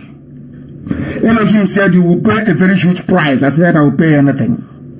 He said I will give you Biafra, but I will, in front of your eyes, I will destroy Nigeria. I will make Nigeria whole. That's what Elohim is doing. For our sake. Because God in heaven knows that our heart is clear. Nobody loves our people more than the way we do. Nobody does. We do what we do because we love our people. Nothing more, nothing less. I don't want to be president of anything. I don't want any contract. I need nothing from anybody. I mean absolutely nothing. Let Biafra come and retire. Nothing. I said nothing. I don't want anything. I don't want the mansion. I don't need your car. I need nothing from you. But to do the will of God. That's all. But yet they don't understand it. If I want to sell this movement, I would have sold it in DSS custody. In Kuja they came and I said no. When I came out, they came and I said no. Is it now that I'm going to betray you? It's not, you know it's not possible. My father and my mother, they're in heaven watching. And you think I will abandon Biafra? When my mom and my father are in heaven watching. Hey, please now. Please, give me a break. Where is Buratai? You know, I'm directing this analysis this evening to Ubunike people that wrote rubbish. I believe in free speech. I can never harm anybody for speaking the truth. But if you harm Biafra, we will harm you. And what Ubunike PG has done in Ubunike is sacrilegious. Giving our land, he doesn't know I have evidence. Giving our land to Fulani. In Oka. There's something in Oka they are doing. Every traditional ruler, I will announce all your names on Wednesday with your pictures. Everybody that sold our land to Fulani, I will publish all your pictures, the land you sold with the videos. I will do it on Wednesday. So that the world may know how evil you are. We are suffering from the wickedness of those in America. And you're adding your own wickedness on the ground. Where do people want us to go? You want us to go to hell or what? You're challenging me. I told you that Buratai is gone. Al-Majri was foaming from the side of the mouth talking about, I said, Buratai is gone. Where is Buratai today? Where is Buratai? Where is Buratai? I'm asking you. You're playing with me. You people don't even know. Maybe because some, once you stay together, some people, they're thinking, I know him now. I told you that Buratai was running to Niger. He's gone. He's not at the front line. Did he attend his mother's burial? He's the chief of army staff. You see how Elohim is destroying the zoo. Albert Yari is from Borno. They killed somebody, I don't know if it's a Shibaja, and put him in the ground in Abuja. Is that his hometown? You see, Elohim is wonderful. God in heaven. Elohim is fighting this battle, but there is a lesson that God wants to teach what people I don't want to be a part of. We are begging him, please. There is a lesson. God is so angry with Igbo people that he wants to teach them a lesson. With Fulani, you know that's how Elohim works. He always uses your enemies to punish you. I'm asking him to have mercy. We'll cleanse Biafra land. Once you give us Biafra, we'll cleanse everything. Because we have abomination. Like imagine a traditional ruler. The day he was coronated, he was in the market in the village square of our forefathers to defend the land and the culture. The land he gave to Fulani, he gave to Fulani because of money. Now he's in the grave, he cannot eat the money anymore. He's the PG that's running his mouth until we catch you. Then you will know. We'll catch you. The Nigerian army that specializes in attacking civilians, where is Buratai? Nigerians are just useless. It's just when Loretta Onochie, the ex-harlot, in fact, she's a lot, of course, human trafficker. When she gives you 3,000 naira a week for data, you're writing rubbish. Where is Haman? He's starting from London. From London, and Yasharok is empty. No Buhari, no Shibanjo, no Buratai, nothing. And you're still running your mouth like just to making noise. You don't know who we are. Your Asharok is empty. The day we open it to the whole world is the day the zoo comes down. Let me see the government of the world that will support such oh my goodness me. High crimes and misdemeanors. Aisha will go to prison. Aisha must go to jail. You don't know who we are. We never let go. They think if they come, they're talking about something else now. Every time is Buhari. Every time the Photoshop. Rubbish. We stay on it. We're not going anywhere. We stay on it. that you may respect us and know that we are not like anything you've seen before. IPOB is not like anything. In your craziest dreams, you have never seen anything like IPOB before. Our madness is on a different level. As I told you before, if you want us to get to the gutter, before you come in, I'm there waiting for you already. Mad people everywhere. You blocked us, airland, and say Egyptians are flying your jet. British army officers were on the ground directing the attack against Biafra land. Britain enforced airland and sea blockade. No food, nothing. We held that for 3 years. Talk less of now that Britain can no longer come. Huh? Okay, you're counting on the wickedness of people in America. Okay, I can understand that. They are counting that Britain may not come to help us kill all of you, but your brothers in America, they are so wicked that we know they're not going to help you. But Biafra will come, and every aircraft landing from America will park it one side, under the sun, one side. Now, all those human rights groups in America that will be complaining, but there is a stranded aircraft in Biafra full of American citizens, start complaining from now. Because those your citizens, they are wicked. A plane will land because the first airport to have in Biafra is Uli. For symbolism's sake, that is where the first aircraft will land in Biafra. Once it's landing in Uli airport, once they say from America, we'll park it to one side. What? Some will be deported back. Biafra land, you are abandoned in a time of need. You want to come back. And come back and do what? All of you that believe in researching and specializing in rubbish, I hope all of you can see the wickedness of Igbo people in America. I hope you cannot see it. You can see it now. You can see how wicked they are. That Fulani are in our villages.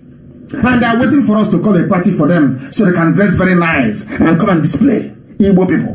Igbo. When the time comes, they will be the ones to complain the most. And we will deal with them. And it is that time, believe you me, that they will know, we are going to fight you now. We are going to buy weapons now to fight you. But now, they will not fight you. They will not come now. It is when we have secured Biafra and use, they will buy, that time you will come. The Jews did it as well.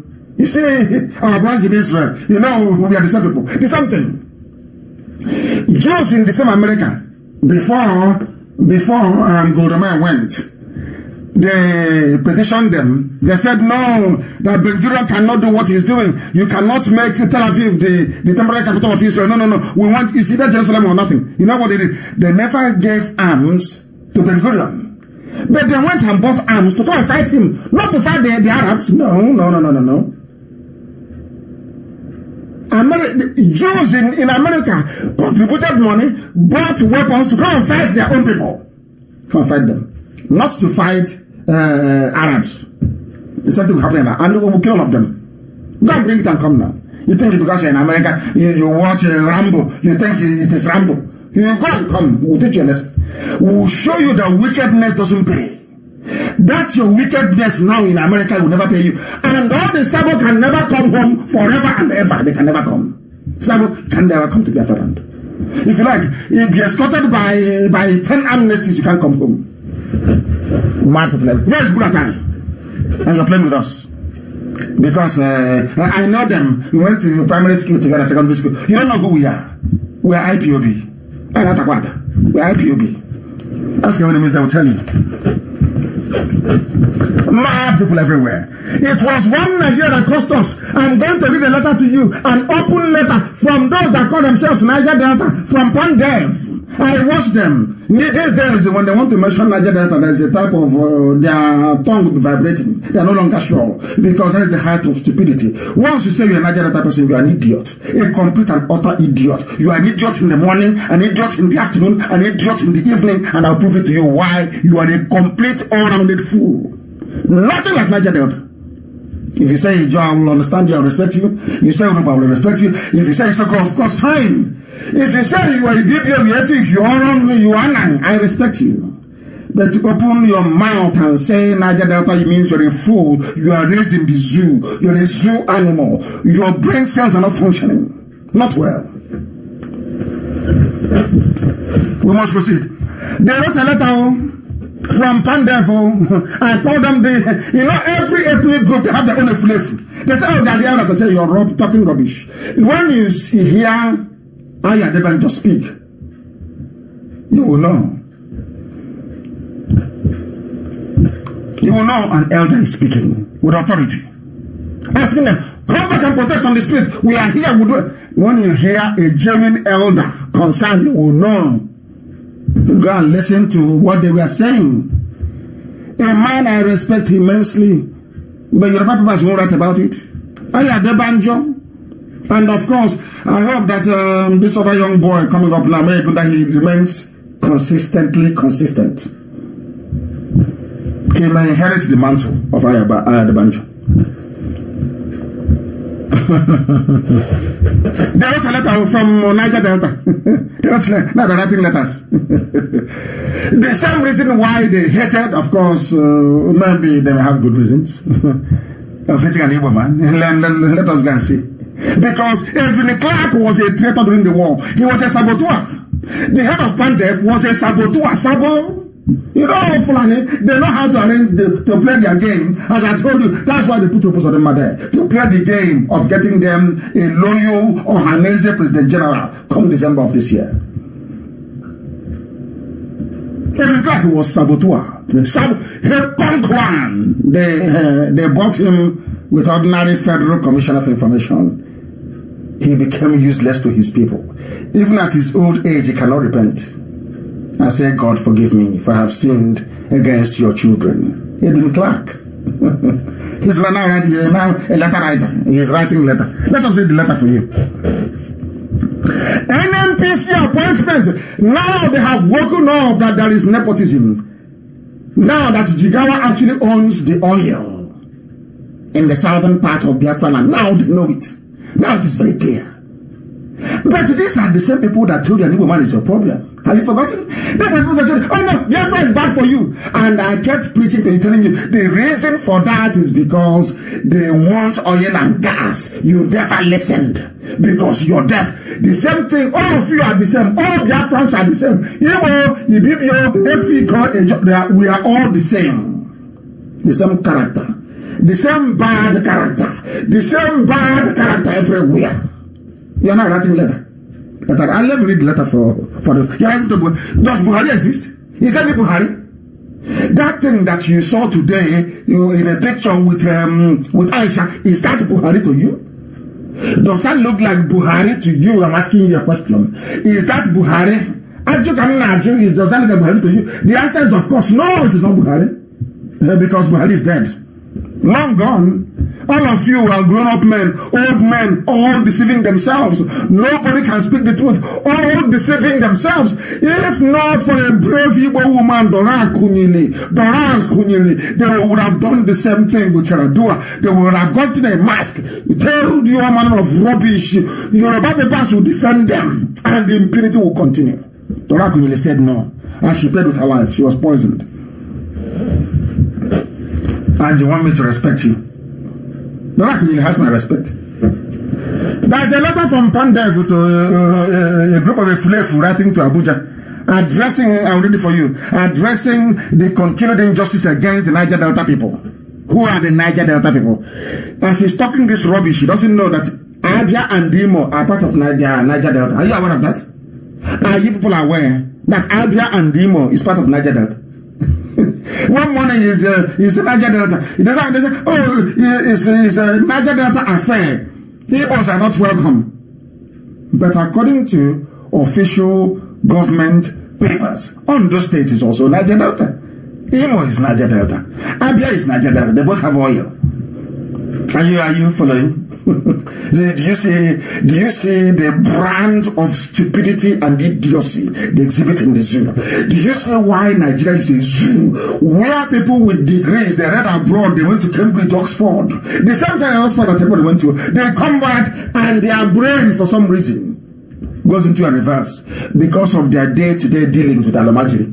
You know, Alomajiri will contaminate your brain. Let us read the lopsided appointments in NNPC and ISO. They are not writing a letter. If it is people who are united as one block, one Eastern Bloc, or should I say one Southeastern Bloc, one people, one Biafra. You go to Abuja, what do you think they'll do to you? Nothing. But you cannot do it. The reason why you cannot is because they are the ones that put, because if Edwin Clark talks too much, they bring out his file, how he betrayed his people. They have all their files. Ask them now what they can talk. Ask yourself, why is Nyawood not complaining bitterly about Fulani presence? Ask. They will tell you. Has Wazirika condemned the Janjaweed in our land? Before they said he will first of all take permission from Al Mustafa and the Miyet Yala. Please don't, I'm going to say something, or don't mind, or I don't want people to think that what Kami is saying is true. Or, let me just say something. That's what they do. And they think we cover up that nonsense. No, Biafra is going to be a very transparent society. Very. Firstly, we wish to extend our deepest condolences to you. These are people writing against injustice. This is how they open the letter. Firstly, we wish to extend our deepest condolences to you on the passing of Malam Abba Kyari, your late chief of staff. We supplicate the Almighty for the repose of his soul and the souls of all our countrymen and women who have died as a result of coronavirus pandemic.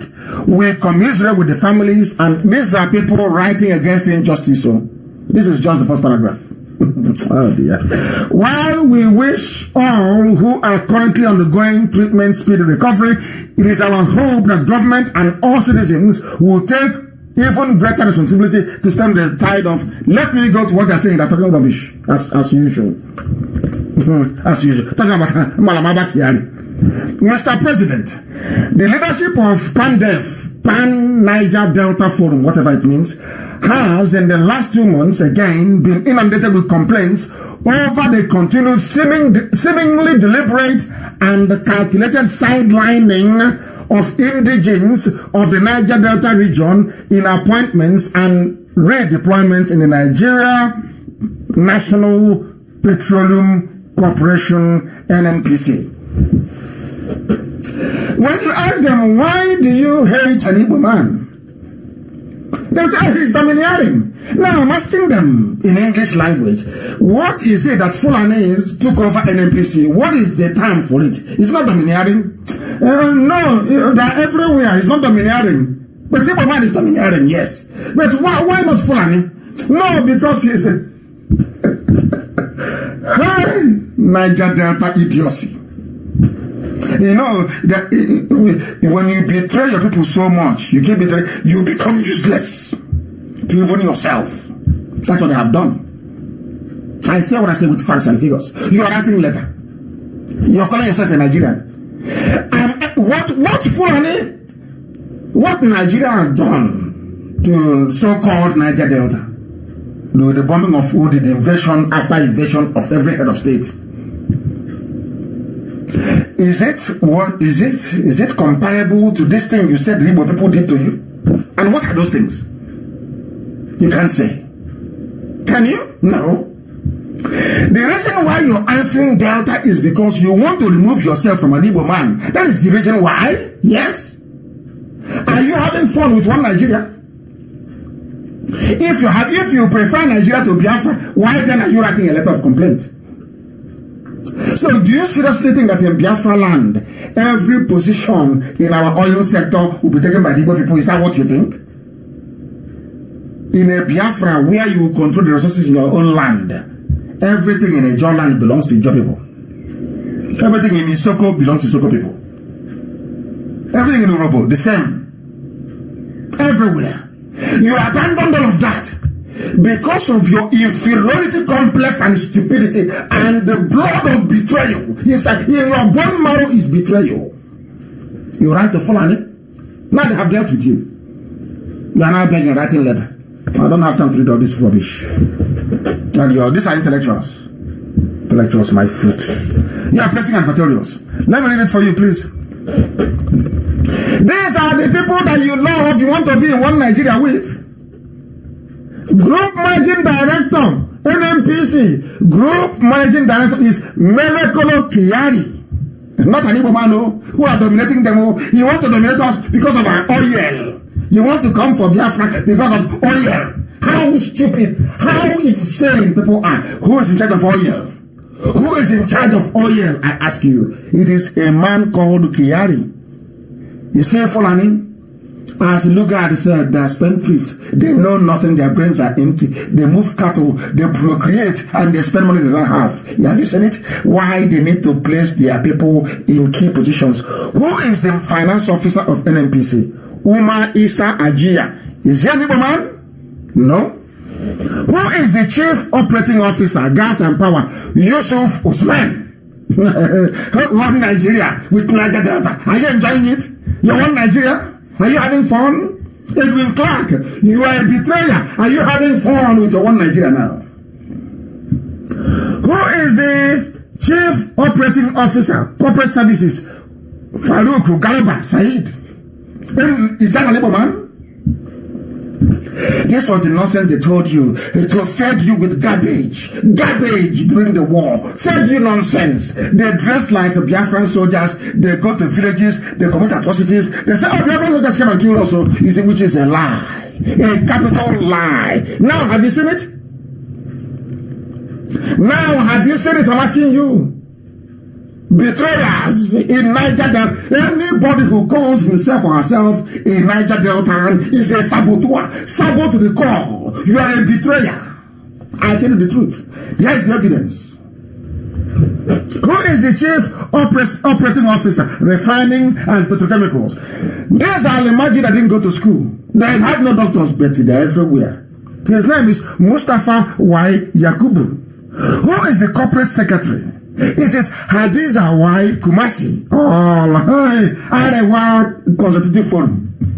All of them. Omar Farouk Ibrahim, Kalamu Abdullahi, Ibrahim Brema, Bala Wunti. I thought you said it was. In fact, Yoruba, where are you here? Yoruba, a friend, not a friend, are good people.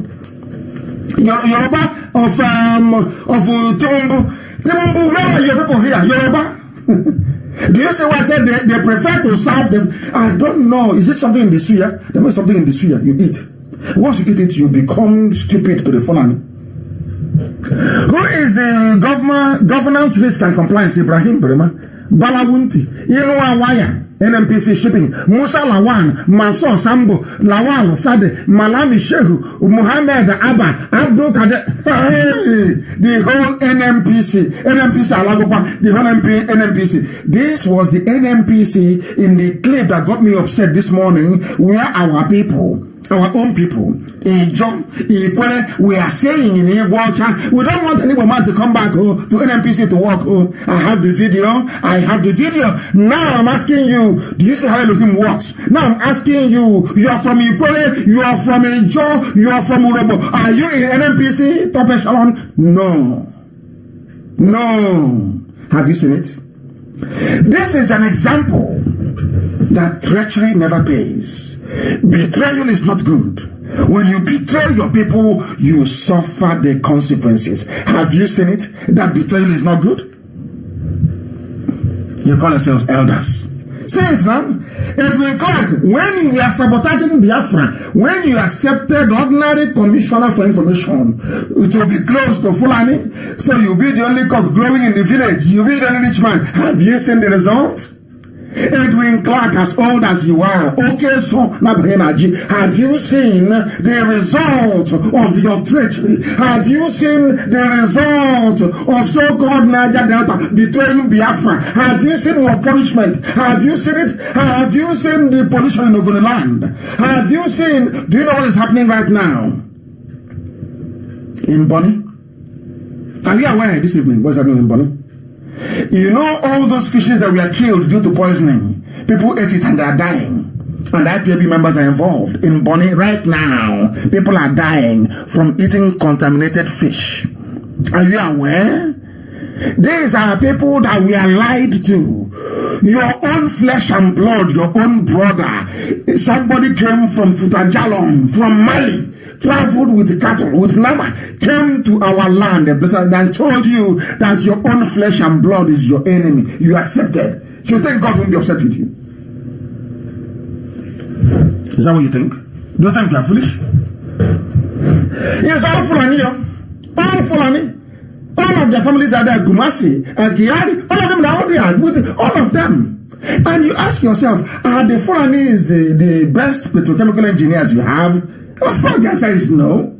But you see them. That's why they want presidency. It's our turn. It's our turn. Every year is their turn. Because of this, they produce nothing. They contribute nothing to the economy. They are as useless as a used tissue. Absolutely rubbish. That's why they want power.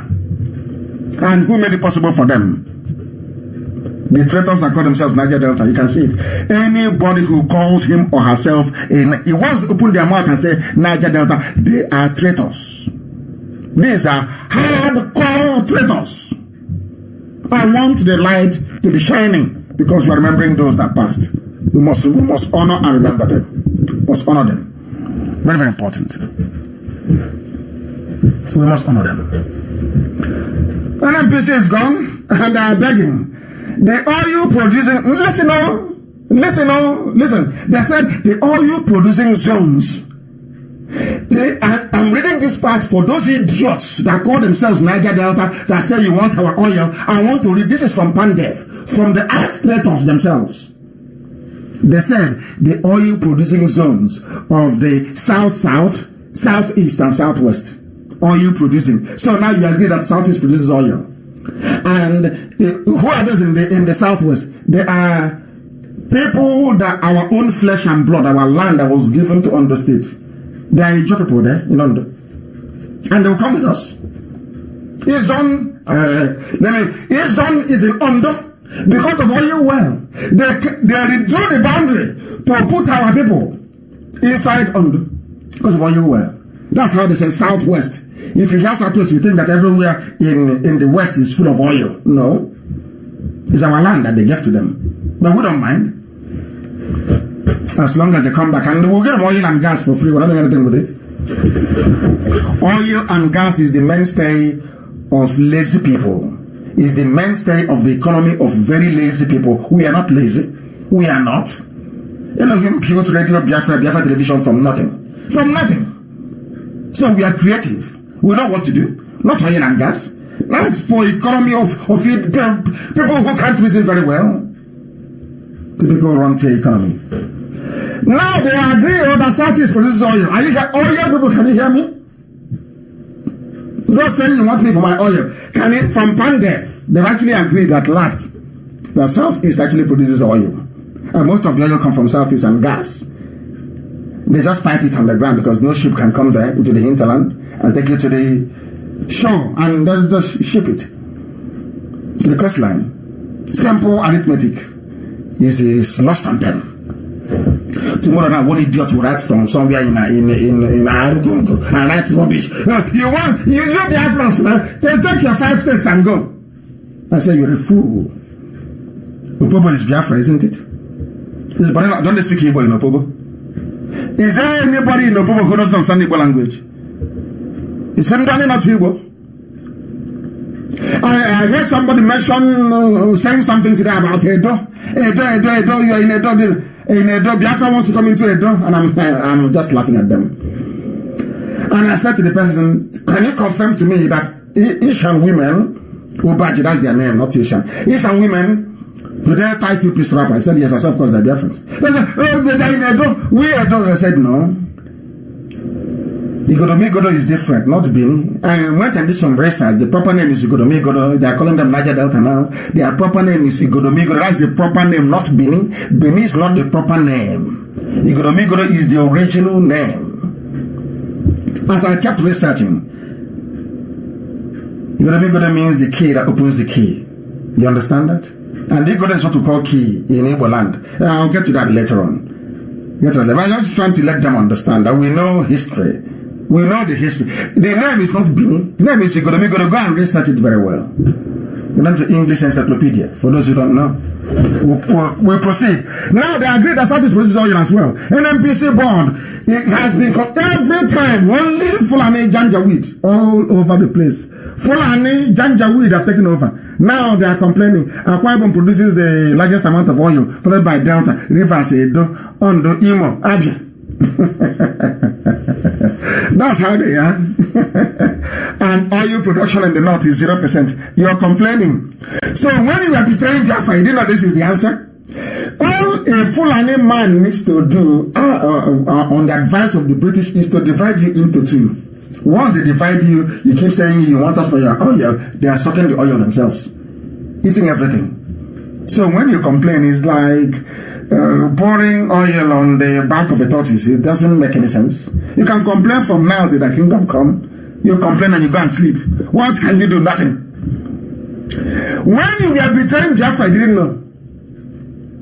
You're telling me that an Igbo man is so wicked that should they be in charge of any government that they will make sure that I'm telling you, somebody from there will come up and say this is not good. We won't have it. You call yourself Niger Delta. Niger Delta of where? Of Nigeria. Look at the result now. Because I have no shame, no class, no dignity, no self-value, no worth. Keep on deceiving yourselves. Calling yourselves a useless name that has no meaning. They'll be goading you. Fulani will be. Look at the Fulani. Treating you like a child. Goading you. Who said they're not Niger Delta? You're Niger Delta now? What is the meaning of the name? You can't tell me. You're from Niger Delta region. And you think these are our people? No, they are all an imagery on 3,000 a week to writing rubbish. That's why I'm very, very glad with what IBB family is doing in Bayelsa. They are doing marvelously well. They copied everybody here. They CC'd everybody. They copied Senator Ahmed Lawan, Femi Bajabiamila, Ovia Omo Agege, Chairman Senate Committee. Everybody was copied in. This is the thing about these people that I don't understand. Listen carefully. You see this Pandef, why I hate them with a passion. You see, anybody, I told you before, if you call yourself Niger Delta, you're a criminal, you're a rogue, you're a thief. Check out, God will punish you. God will punish you. Do you know that Pandef wrote a letter? In that letter, they said that South is oil producing. Is that correct? But now, listen very carefully. When they were sending out the letters, there is no Southeast governor copied in. Let me tell you those they copied in. They copied in all their Fulani masters. Udom Emmanuel is there. Dere is there. Bayelsa State. Ayade is there. Cross River State. Okawa is there. Delta State. Obaseki is there. Edo State. Edo State. Wow. Wike is there, of course. River State. How about the governor of Imo State? Not there. Albeit from Federal High Court in Abuja. How about the governor of Abia? He's not there. But they copied in every other governor they claim produce oil. And this letter is coming from our own flesh and blood, fellow Biafrans. You see what shame has done to them? You see what shame causes? Out of shame, all of a sudden, Pandef cannot copy in as a state governor, but they copied in, what's it called? Every other governor that has the claim produces oil. Non-female. You know, when you commit a crime, you begin to, you become ashamed of yourself. That's what they're doing. And I'll be on this case of Niger Delta. As long as you call yourself Niger Delta, you're an idiot to me. I don't regard you as a human being.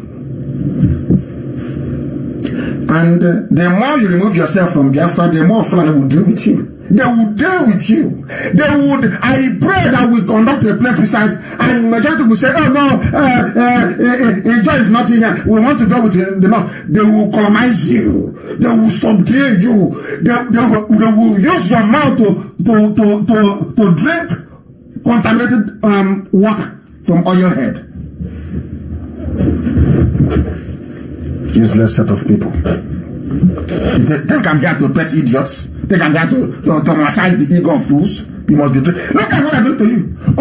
Out of shame, you can no longer say, oh, let me copy in Abia State governor. Or copy in the Supreme Court governor. Who opposed them of Imo State. You couldn't. You can't. You can no longer do. Out of shame. Now you know that betrayal doesn't pay. Now you know that betrayal does not pay. If you keep betraying people, you will lose. That's what's happened to you. Shame on all of you. Let me see the useless mouth you open to tell me about Niger Delta. We Niger Delta. Who is Niger Delta? I'm asking you. Who the hell is Niger Delta? Shameless people. Shameless idiots. Who the hell is Niger Delta? I'm asking you. Define Niger Delta for me. What does it mean? It's like you. Ogoja is Niger Delta. Ogoja is Niger Delta. People are mad. Insane people everywhere. And somebody wrote in a newspaper, a civil rights group, human rights writers, is now everybody's waking up. You are giving all the positions to Fulani. If it's an Igbo man who is in charge, who is the president of Nigeria, and he gave, remember, Yoruba said the reason why they voted for Buhari was because they didn't have any presence in the government. Not minding they had positions there. Not minding. What time is it, please? The time now is 10 minutes. We've gone for nearly 2 hours. Unbelievable. I didn't even know that. I didn't know that. And it's holding on very well. Do you know that Yoruba said the reason why they did not vote for Jonathan was because there was not enough Yoruba in it. But now, what is happening? The device they have is missing. Is it not missing? Is it not missing? In fact, they are collecting money. I think it's works. Is it works mines and all the nonsense? They are now happy in the government, and the poor people are suffering. There are poor people everywhere, even amongst the Fulani and Alamaji. Instead of all these poor people to sit down and say enough is enough every time, respect your elders, but the elders are the ones killing us. They are the ones killing us. They are the ones selling our land to Alamaji. They are the ones now begging. After betraying Biafra, you are now begging for Fulani to have mercy and maybe give us one position now. And they are not dominating you.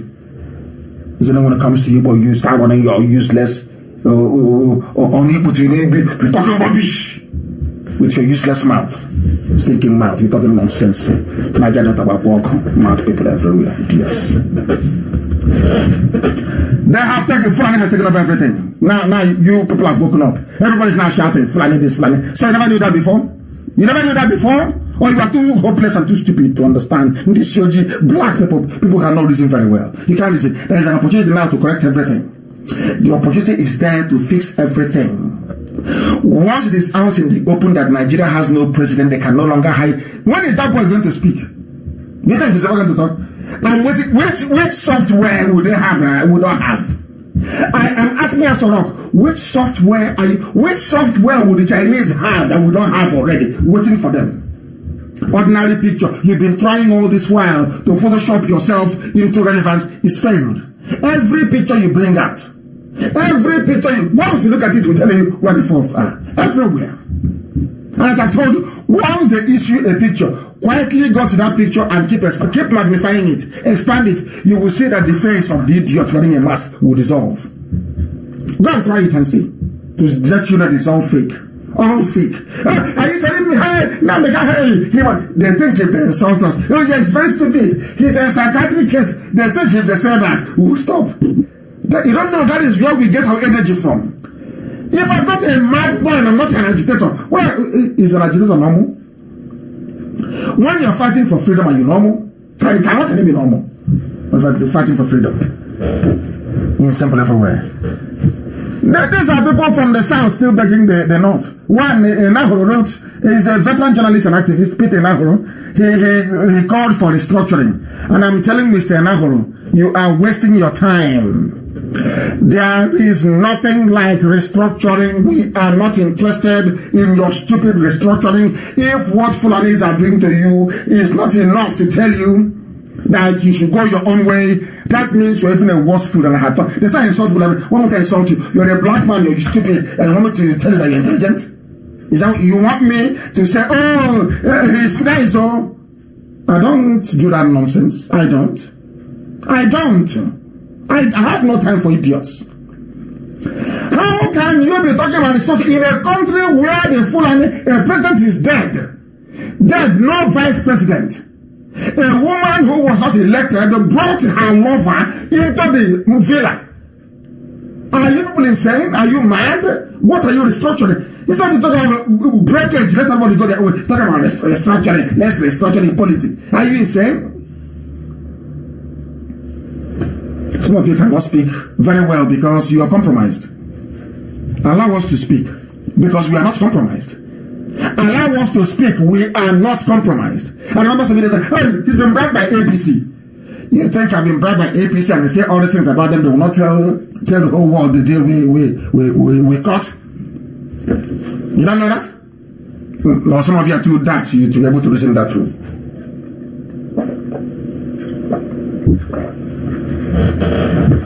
I had a sip of water. Peter Enahoro, go and tell yourself and your friends we are not interested in any stupid restructuring. All the nonsense about region, 1960 constitution, rubbish. We want outright independence. We are going to conduct place beside referenda everywhere, every formation, every nation. We ask you in simple English, do you want to be part of Biafra? Yes or no? If you say no, we say bye-bye. But the day the Fulanis will come to take your land, we will not come to help you. Simple.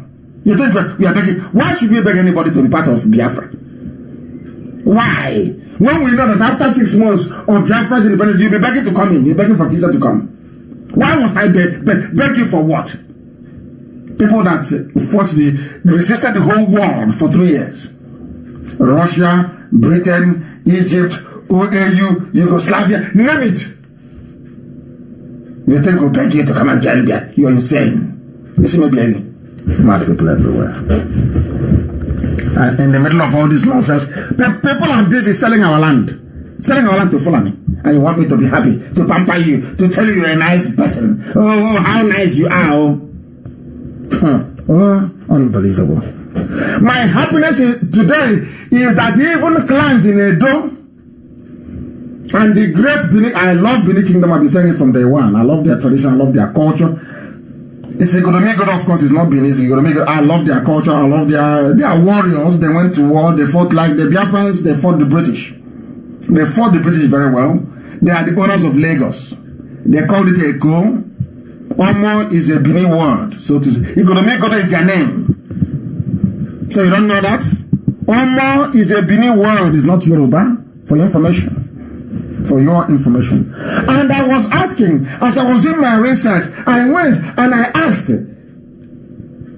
what is the meaning of Eshan? And somebody said, Eshan means the people of God, Umuchubu. I said, are you sure? They said it's Umuchubu. But then I did further research. I went to the map. And I now saw the reason why some Asian people said, Ishan I think it's called, that they are not Asian.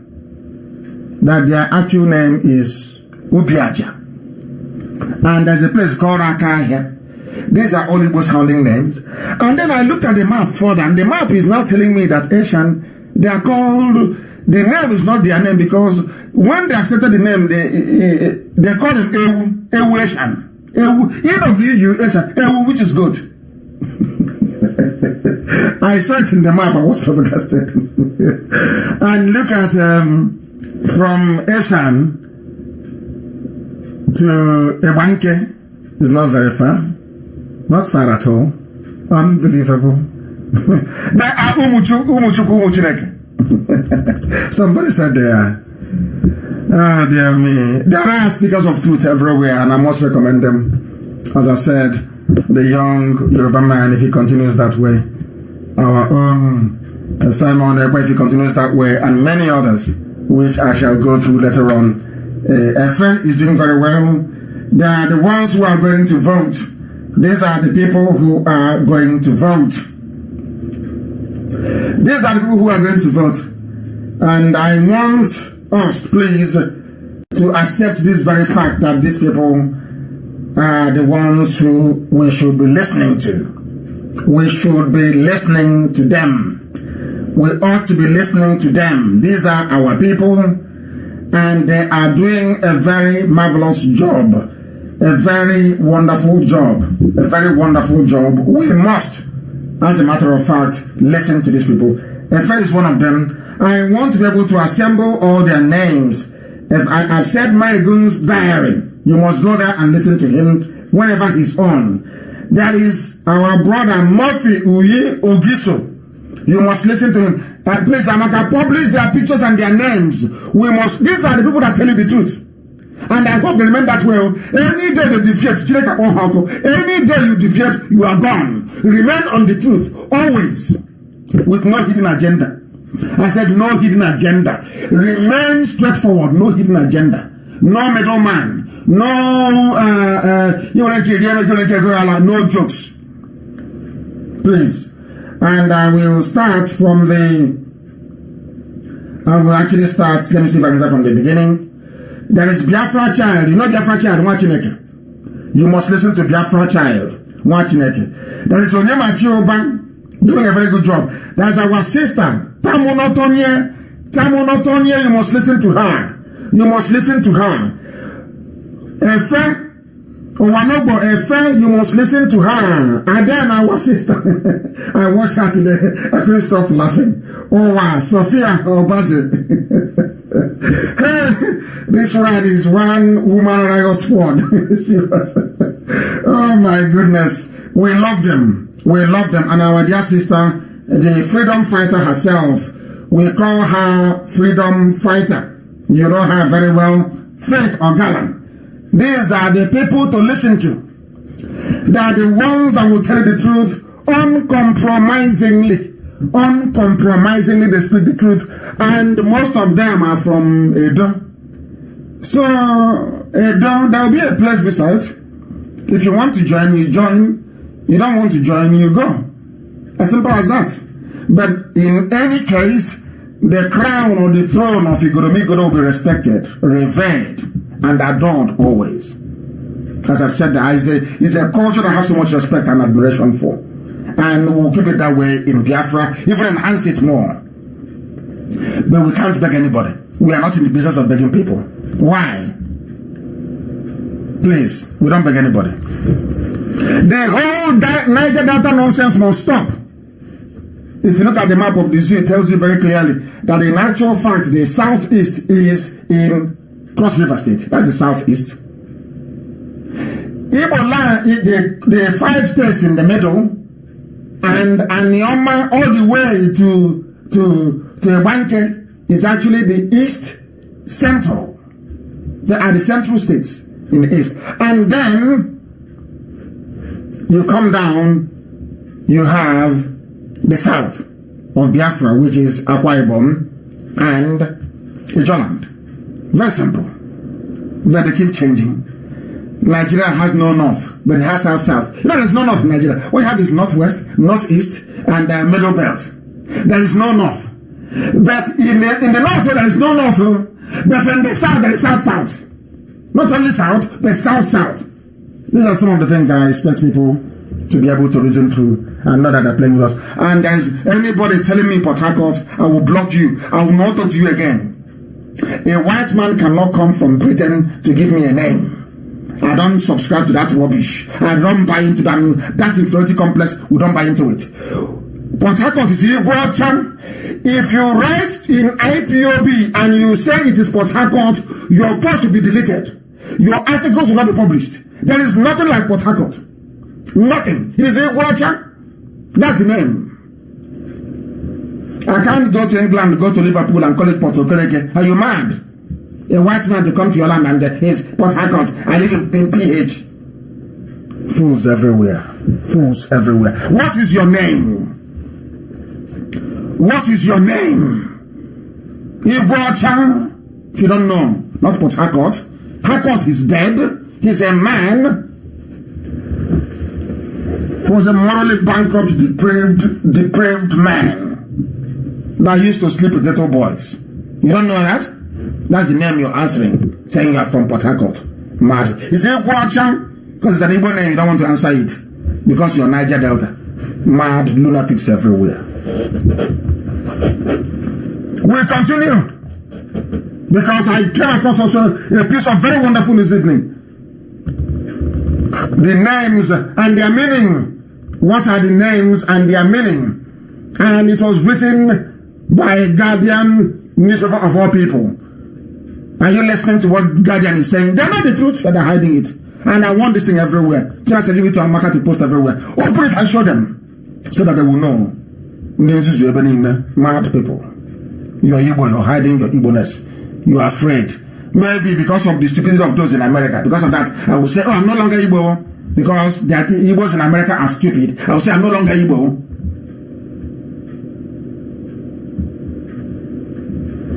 Nonsense people everywhere. According to Guardian newspaper, naming a child is very important in a parent's life. The name forms the basis of the child's identity. Get on the news. Your name is who defines who you are. When my kids are, they go outside and they are missing. You are saying, he said, my name is Nnaemeka. You know where they come from. What's the open name? What is your name? My name is Nnaemeka. What is your name? The little one, my name is Nnaemeka. You know where they come from. My name is Cyril. And then the next question is, but where do you come from? Thank you, Guardian, for writing this. Guardian is one the zoo. It's an establishment paper. These are the people that support evil. But it doesn't mean when they write something they say we cannot read it out for the whole world to hear. We read it. Naming a child is very important. It's a very important decision for the child's parents as the name forms the basis of the child's identity. Now, do you understand it? Why Port Harcourt must be Iguacha? Not Port Harcourt. Iguacha. I know Yoruba newspapers will be writing Port Harcourt. You know that very vindictive and evil. Spiteful and evil.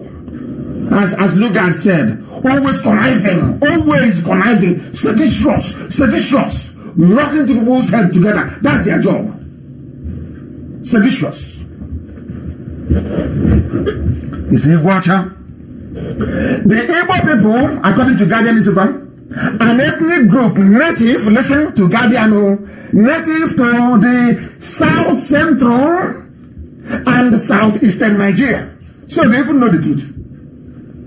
And by Southeastern, they mean Cross River. South Central, they mean all of us, all the way to Wanke. Because the man saying Edo this, Edo that, I'm asking him, are you aware that there are Igbo people in Edo State? Do you know the Igbo people there? So when I come for my people, I'm not coming for you. If you want to come, you come with us. Not by force. But Wanke Igbo Akare. That Obemudia, because Obemudia's mother is from Igbo Akare. He took Igbo Akare into Edo, into Bini, into the court, all those things that they're doing there. We are not abandoning not 1 inch of Igbo land, not 1 inch. It won't be abandoned. It's left for people to say we don't want to be. Then they can go. And the day they say they want to be, we delete them from memory. They can never ever belong again. So when we are coming to Edo, we are not coming for you. The idiots that drew up the Edo map, Edo State, they added our people there. Okay? They added our people there. Very important. So they know that we occupy the South Central and Southeastern. No, they know. South Central and Southeastern. It's very clear. You cannot hide it. There are some things you cannot hide. It is the truth. Absolute truth. You cannot hide it. There is nothing you can do about it. The map is there and very clear for the whole world to see. I have seen a car, Igbo land, Aniocha, Igbo. Just Anioma, Ukwane, Igbo land. Isoko, therefore Muri for information. Isoko is Igbo. You aware of that? Go and do your research. Go and do your research. Urobo is also there. But one thing ties us together. All our mothers, they tie 2-piece wrapper, don't they? Headscarf and blouse. Something you don't find anywhere else. That is what makes us unique. So, I will say Asian, Obaji people, which is Asian. For now, go and check. If your mom, those that went to church today, if she tied 2-piece wrapper, if she did, then you're one of us. You're part of this family. It doesn't matter what the Oba of Benin says. He only has 1 vote. Oba of Benin, that I respect very much, only has 1 vote. When there is a place beside, not traditional ruler will have 2 votes. There's only 1 vote. You vote if you want to belong to Biafra or not. If you don't want to Biafra, then you go. Then we'll continue our job. But the day you ask for visa, we will not give you. We must all stop this nonsense, Niger Delta rubbish and South. And I'm glad that respectable Igbo and the BBO elders have commenced very deep consultations with other clans of Biafra land. Because Biafra will never be like the zoo. As I've said, let me repeat what I said before. Biafra land can never be another zoo, Nigeria, never. Everybody will be on their own. I said on their own. You run your land, you make your laws in your local language, how you deem fit. And that local language, I don't want to, we have to make it in another Efik. No. Efik people are also Ibibio people. Because they've been playing with us. I have the history here, and I'll give it to you very shortly. I will. But the nonsense happening at Headbridge must stop, please. And there are many, many things that the whole world needs to see. Those who are killing us and those who are supporting them. I have a letter here from Pastor Okenwa. It's an internal memo that he wrote to all pastors in Middle East region. I don't know which one is Middle East. It's our new name. This is a Yoruba church. I have nothing against the church. They can do whatever they like. I believe in freedom of worship. Anything you want to worship is your business. You can go ahead. But this one now, our new name now is Middle East. I can see the letter here. Please circulate this very letter. Before you know it now, tomorrow they'll start saying Middle East. And we will now come to Middle East. You have some idiot saying, I'm a Middle Eastern. You know how we behave. Don't give us a name. Once you give us the champions for that name, they will emerge. They will say, I'm a Middle Eastern. They are not calling us Middle East. According to Redeem. May the Lord be gracious to you as you continue to labor in his vine. Where the Lord has a vine in the zoo, I have no idea. But as a matter of spiritual urgency, we should immediately in our family closet raise flaming altars of intercession for Nigeria. This is why I have a problem with them. They have come again. This is where I have issue. You see the ground. They know that Biafra is coming. Now, what is this Yoruba church doing? Is writing to our people because they know how gullible some of us can be. Do you see my problem with them? Saying they should erect altar, flaming altar, with firewood and I don't know what they're going to sacrifice. If it's cockroach, I don't know. I have no idea. To pray for Nigeria to be one. Do you see my problem with these people? When I speak that, I like you, but I have my flesh and blood from there. I can't hate people. That is part of me. I cannot. But do you see what they are doing? Can you see what they are doing? Writing for because they know that Biafra is everywhere. They are now writing saying it's urgent. Pray for blood of Jesus on Nigeria. Do you see? Do you see? I won't say much. The person that wrote is your neighbor man. He's the okay one. He is the pastor for Middle East region. Not no longer Southeast. Amen as you. Unbelievable. When we speak the truth, they say we are attacking Yoruba pastors and church. No, I'm not. But anybody preaching one Nigeria, asking us to pray for Nigeria, you're asking for our trouble. Pray for one Nigeria in Yoruba churches in Yoruba land, not in Biafra land. I'm now telling people right this night, any pastor, any church, any priest that says pray for Nigeria, people should walk out of that church. It's an order. They shouldn't go there again. Where's Nigeria? What is the meaning of the word Nigeria? Where does it come from? The same Nigeria that took over the whole of NMPC, that people are begging. The same Nigeria, I'm asking you, that is bringing Janjaweed, open their borders in the north, but close the borders in the south. You people in the south, are you people that stupid? You don't reason? You have no brain? They close your borders, but the borders in the north are open? Oh, God. I want to listen to this pastor. He's a Yoruba man. Let's listen to him. Hear what he has to say. He has something very important to say. I want to play it for Yoruba people. I love this man. He's Yoruba, but I love him. I love how you are Debanjo. I love him. Man, any day, any time, morning, noon, and night, you call them, they stand up, they are still saying the same thing. That is what I call consistency. Those are the people that earn my respect. Not those that come with the wind. When the wind blows, they change. They blow here today, they go. It blows there tomorrow, they go. No, I don't want that. I don't want that. Let us listen to this Yoruba pastor and hear what he has to say. Very, very important, please. Yoruba land, not for Fulanis. Listen. If you attack back. You study Yoruba? The book of Hosea chapter 4 verse 6 says, my people are destroyed for lack of knowledge. Are you listening? Because thou hast rejected knowledge, I will also reject thee. that thou shalt be no priest to me, seeing thou hast forgotten the law of thy God, I will also forget thy children. Yes. Yoruba youth, it is time for you to wake up, to form a formidable group within your localities, and be ready at any time to defend yourself. This is a priest. These are the Desmond Tutus of this. These are the priests that I like. A priest speaking the truth, not talking rubbish. He never said one Nigeria. Please circulate this very video everywhere. Put it on my wall and they may see it. He's a Yoruba man. These are the people that I love and respect. Not those from Sierra Leone. You know that's a lot from Sierra Leone. Like the Tinubus and Okoya Thomas. They came from Cameroon. Sorry, from Sierra Leone. Let's continue. From Fulanis and total Islamization of Nigeria, and make Oduduwa Republic a reality. Oduduwa Republic. Yorubas, how long are you going to remain dumb? To believe lies of pastors and governors and cabals? Are you listening? This is a minister of God saying that, asking Yoruba youth, how long are you going to listen to lies from pastors from Redeemed Church? For how long? Ask you to pray for one night. This is a man of God. This is a pastor, a Yoruba pastor. Let's listen.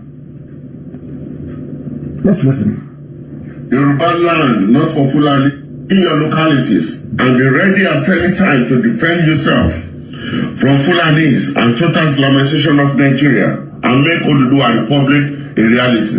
Yes. Yorubas, how long are you going to remain dumb? To believe lies of pastors and governors and cabals and coward obas. Coward obas. Pastor Enoch Adeboye was the booster of RCCG and not founder. He was the man that derailed Christianity in Nigeria, especially in Yoruba land. I am not judging, but he created classical modern Christians in RCCG that make many people to fall to the trap of Satan through fornications. He commercialized school churches and deviated from the way. Now, that one is religious politics. I won't go into that. Are you listening? Very well. Your daddy GOs have trapped your brain as the cabal is messing you up with janjaweed. So is your daddy GOs writing to you, telling you to put up a flaming altar of Christ in the blood of Christ to pray for one Nigeria. You will drown in that blood of Christ. You will drown inside it. Check up all inside that blood. One Nigeria that is killing everybody. The same Nigeria that is killing everybody you're asking people to pray for. Do you have conscience at all? Is it because of the money you see how these commercial pastors, all these sons of Satan, send their pastors. Some of them putting on bleaching. Now, like Osibajo, the picture released of him, you know, as I said, when they shine the floor for you, you're gone. They shine the stable. It's not like a mirror. Look at Osibajo, it's now white. As white as Michael Jackson. Look at Osibajo. Osibajo is now whiter than Michael Jackson. Only heaven knows where they put him. And I still believe that it must have been him in that grave for Abba Kyari. I think it's Osibajo who is there. The pastors must repent. Answer Rock is empty. Where is your president? I'm asking them. Where are the people making it possible for the Janjaweed to invade our land? Where are they? Are you people telling me that you're Nigerians, you're blind? You cannot see that the coffin they used to bury Abba Kyari, there was blood inside it. Are you all blind? Are all of you blind in Nigeria? What is the Fulani giving to you people? All of you are cowards. You do nothing. You support evil. You support evil. Whose blood is in that coffin? If it's not Osibajo, then bring Osibajo out. Let us see. If you are telling me that they did not shoot Osibajo in the head and bury him and bringing out Photoshop, now Osibajo is now looking white like a ghost. Bring out Osibajo to address the world and speak Yoruba. Allow him to go to his village. Let's see. Osibajo is dead. I'm telling you the truth.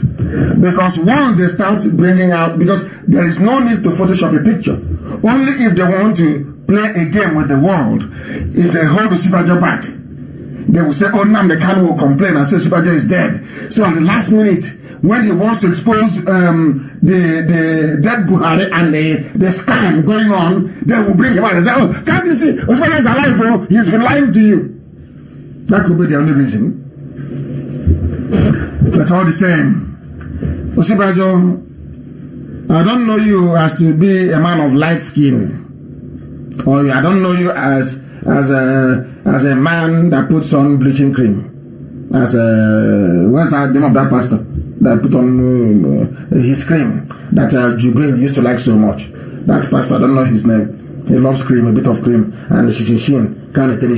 Now, I am asking them once again, where is Yemi Osinbajo? Why is Boss Mustafa doing his job? Nigerians, you claim you're educated. Nigerians, you claim you are enlightened.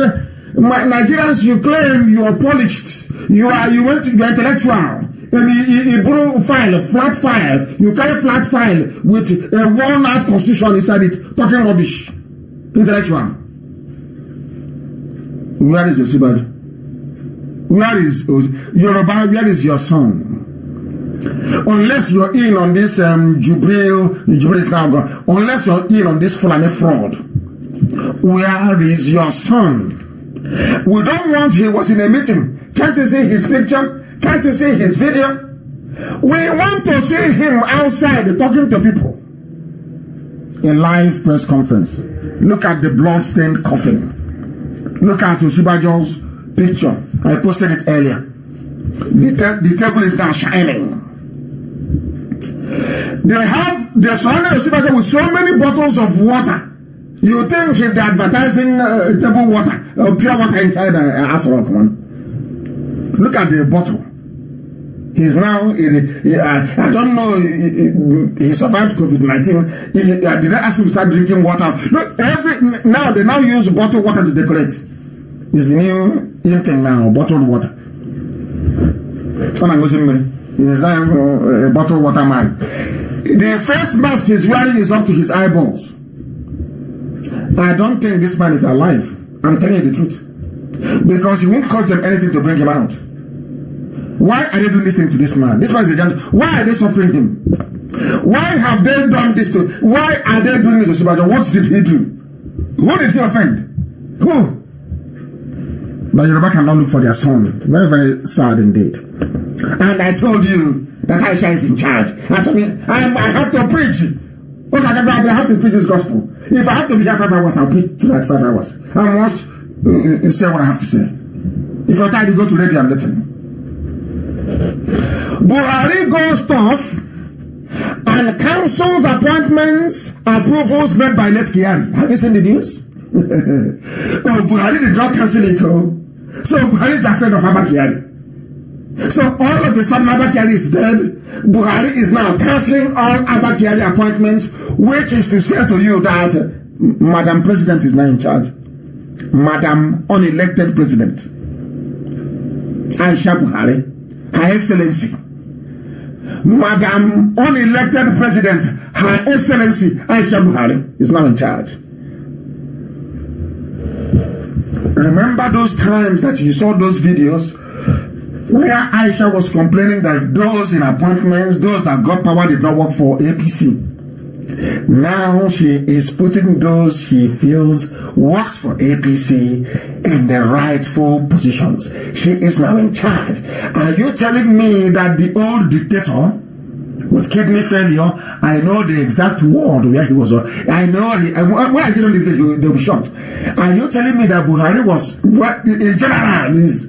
frightened of Abba Kyari, that he could not reshuffle the appointments? Now they agree. Do you see that Nigerians are stupid? These are the worst set of idiots in the whole planet. Can you actually read the news? The headline says Buhari goes tough, cancels appointments, approvals made by late Abba Kyari. So it was Abba Kyari that was appointing people. Now you know. When I told you that he was the de facto president, now in death they have confirmed it. Do you see Ubunike? Do you see Ubunike PG? Do you see that I don't lie? Nnamdi Kanu doesn't lie. They brought out one Yoruba idiot yesterday. He's a psychiatrist. He's a psychologist. Why won't I be angry? And the cycle. You are in a zoo. Who is normally in a zoo? Who? I ask you. Look at them. All of a sudden, Abba Kyari is dead. Even the journalists, even people quoting from us, they are so daft, they don't know anything. Buhari goes tough. Tough now that Abba Kyari is dead.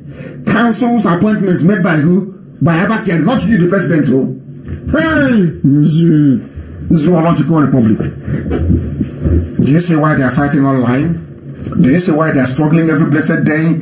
Every day they are struggling. How do we stop IPOB? How do we declare them? They can Photoshop all the pictures in the world. They get Yoruba idiot from school where there is no light to talk rubbish. They don't know that IPOB is under oath. All these things, all this nonsense, you're right. You're in the UK. You're a coward. Come back. You take IP. So they think if they keep writing it, stupid, idiotic Igbo men especially will latch onto it. Is that what you think? Is that what you think? Elohim has destroyed this zoo because of us. We have destroyed Nigeria.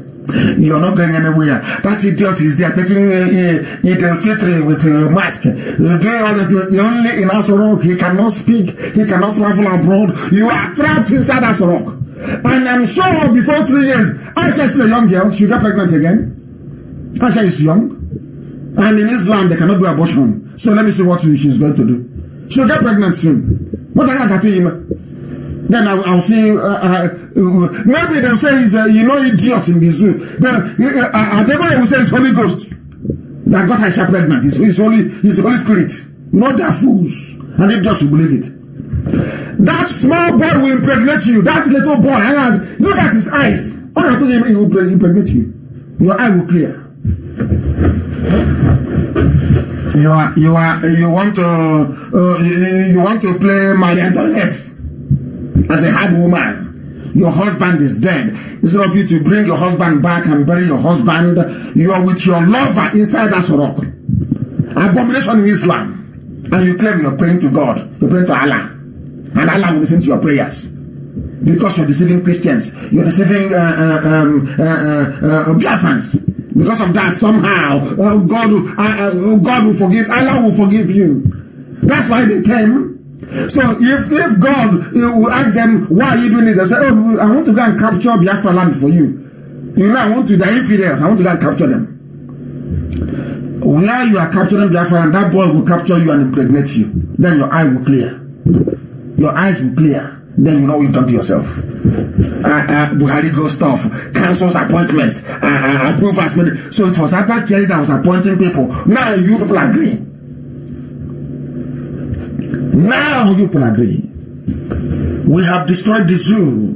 You know, that's allowed. We have completely destroyed the zoo. It's gone. This is not for envy or jealousy. And again, if you like as an Igbo idiot, be as envious as you like. Let that envy kill you.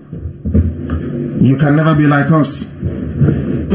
Never, ever, ever. Buhari go. It's tough when Abba Kyari is dead. And we have degrees here. You read in Cambridge and in Oxford and in Princeton, in Harvard. Yes. Your common brain cannot tell you what is going on. So you cannot you cannot ask yourself, how come you're cancelling appointments and approvals made by late Abba Kyari when you're the president and you're alive? Oh, I know Mr. President. He's a good. Which Mr. President or Mrs. President? Is it like you're talking about? All of you are cowards, afraid of Fulani.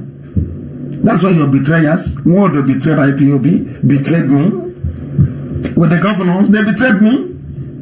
They wanted me to be killed because I told them Fulani was coming to kill everybody. Now the Fulani has come. Now they're building the gate at the head bridge. Hey! Yoruba will say Okpare, isn't it? I will say Okpare or Akari, I don't know which one it is. Okpare, I know his leg. Leg has decayed. Is it not Okpare? Leg has decayed. There is also a video. Show them how they do it. Amaka, please post it. Let them see. The young Baba with Aisha. This boy, people are busy doing Yahoo 419, asking 90-year-old white women to marry them that they love with them. When this boy came from no, this is not Jubilee, of course, because Jubilee is dead. Came from nowhere. He gets money, pretends to be a president, and sleeping with the wife of the president of the country. And the country thinks he's the president. He's having fun. This is proper Yahoo, proper 419. This is it. And all of you claim you're smart in the zoo, you're intelligent. Look at the pictures, I posted them. Repost those pictures and tell me if that is an 80-year-old man, 80-year-old Buhari. Tell me, with double kidney failure, brain damage, tumor in the brain.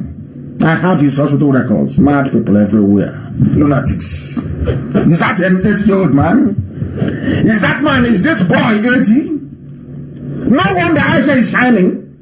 Why will she shine? Well, my fresh blood is blamed for that in your Zoom. Mad people everywhere. We must continue. Look at the Photoshop pictures. And I challenge them. Show me Aisha Buhari with dead Buhari before 2017. Get me a picture of Aisha Buhari doing lovey-dovey with the old dead Buhari before 2017. I am begging anybody to bring it. You don't have it. Idiots, you do Zoom tomorrow. Mr. President is a good man. I want to direct it to Mr. President. Because Yoruba is ashamed of themselves. If I were to be a Yoruba man, they'll promote me. They'll say, hey, Omo Igbo, we can't promote him more. You don't know that? You know, this is jealousy Yoruba style. You know, Igbo, we do our own little grades. That's they're doing in our Nubre grade. Choncho, and Yoruba, they give you the wrong one. The wrong jealousy and envy. They're wondering how come, out of all the people to be saying this, how come it's in Namdekan? If I were to be a Yoruba person by now, oh my goodness. You pay a ticket to come and see me. You will pay to come to see me. Because I'm not from them. That's why they behave the way they do. Very vindictive and evil. Not all of them, it's the media I'm talking about. Look at the picture with the coat of arms on the rug. Look at his cheeks. To tell you he's wearing a mask. Look at his cheeks. Look at it. Puffed out like puff. Look at it. Can't you see it? Nigerians, are you all of you blind? 200 million people, are all of you blind? Are you all very stupid? You cannot see? Can't you see the picture? What again? I did every night, this boy. Hey! Some people are lucky. God bless me comes in many ways. So there's no greater God bless me than this one. This boy. Hey! Some of you are going to redeem, plan to go to heaven. The boy is in hell. He has to rock. He has an full time in Asrock. He is living life full time in Asrock. And you're running around doing one Nigeria with APC. Your age mate is in Asrock. Holding down Aisha. You are busy running around with laptop. You're doing Iraq 3K a week. You're 3,000. Your age mate is in Asrock. Keeping Aisha honest. And you're there doing Iraq for 3,000 a week. Yeah, I believe in Nigeria. Don't go to Nigeria Delta, it's because of their oil. Your age mate is in Asrock. Look at him. Shining. Aisha is shining. Everybody is clean and shining. Nigeria is a drama, I'm telling you. One massive drama, zoological republic. And who will be there to support them with BBC Igbo? Supporting Yoruba papers, BBC Igbo. There was something I wanted to preach this very day. Hey! Oh, there's no time. I have to make an exception. That is a very particularly important preaching I wanted to make. To let the people understand, I think I must preach it this very day. I will preach it because they have turned Ubunike into another new Sokoto. Maybe as you have Katsina Allah in Benue State, we now have Sokoto Allah in Ubunike. That will be their new name, Sokoto Allah. They have now given it to hey, unbelievable. But I must praise Iseluku people. I must praise the Iseluku kingdom because they have rejected Miet Yala money. They have. And the reason I'm saying that I have to preach this gospel. I can't see I must preach it. Miet Yala went to Iseluku and Iseluku said no. Iseluku said no, we don't have it.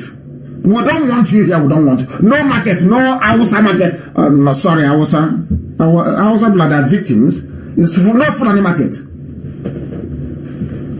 Yoruba, you are busy dividing us. You come, you say Southeast. Now we now have Middle East. We used to have East Central, the Southeast, South, up South, down South, East South, West South, everything. But Yoruba people were never one people before. The Yoruba nation, you people were not one people before. Hey, I have come to Yoruba, they have cut me off. Hey, Facebook, they have cut me off. They have cut me off. I must go back to Facebook. They have cut me off. I must go back. You must go. We are live and direct. They are wasting their time. Elohim gave me a gospel to preach, and that gospel I am going to preach. I must preach it. They have cut everybody off. Because I was demolishing Aisha. I was demolishing Aisha Buhari, and they cut me off unceremoniously. Unceremoniously, they cut me off. Very, very sad indeed. Very, very sad indeed. But I must preach the gospel of heaven. This is a live presentation. We are Radio Biafra, and humanity is paying attention. We are destroying the zoo. And the Yoruba boy in Facebook quickly cut me off. And they think I can be nice. I can't be nice to people who are evil. I can't be nice to you. Are you drunk? I can't be nice to you if you're evil. I can't be nice to you. We are going back to Facebook. We are going back to Facebook. We are back. They can't stop us. If you cut us off 10,000 times, I will return 10,000 times. I will preach the gospel that Elohim has given me to preach. In truth and in every honesty.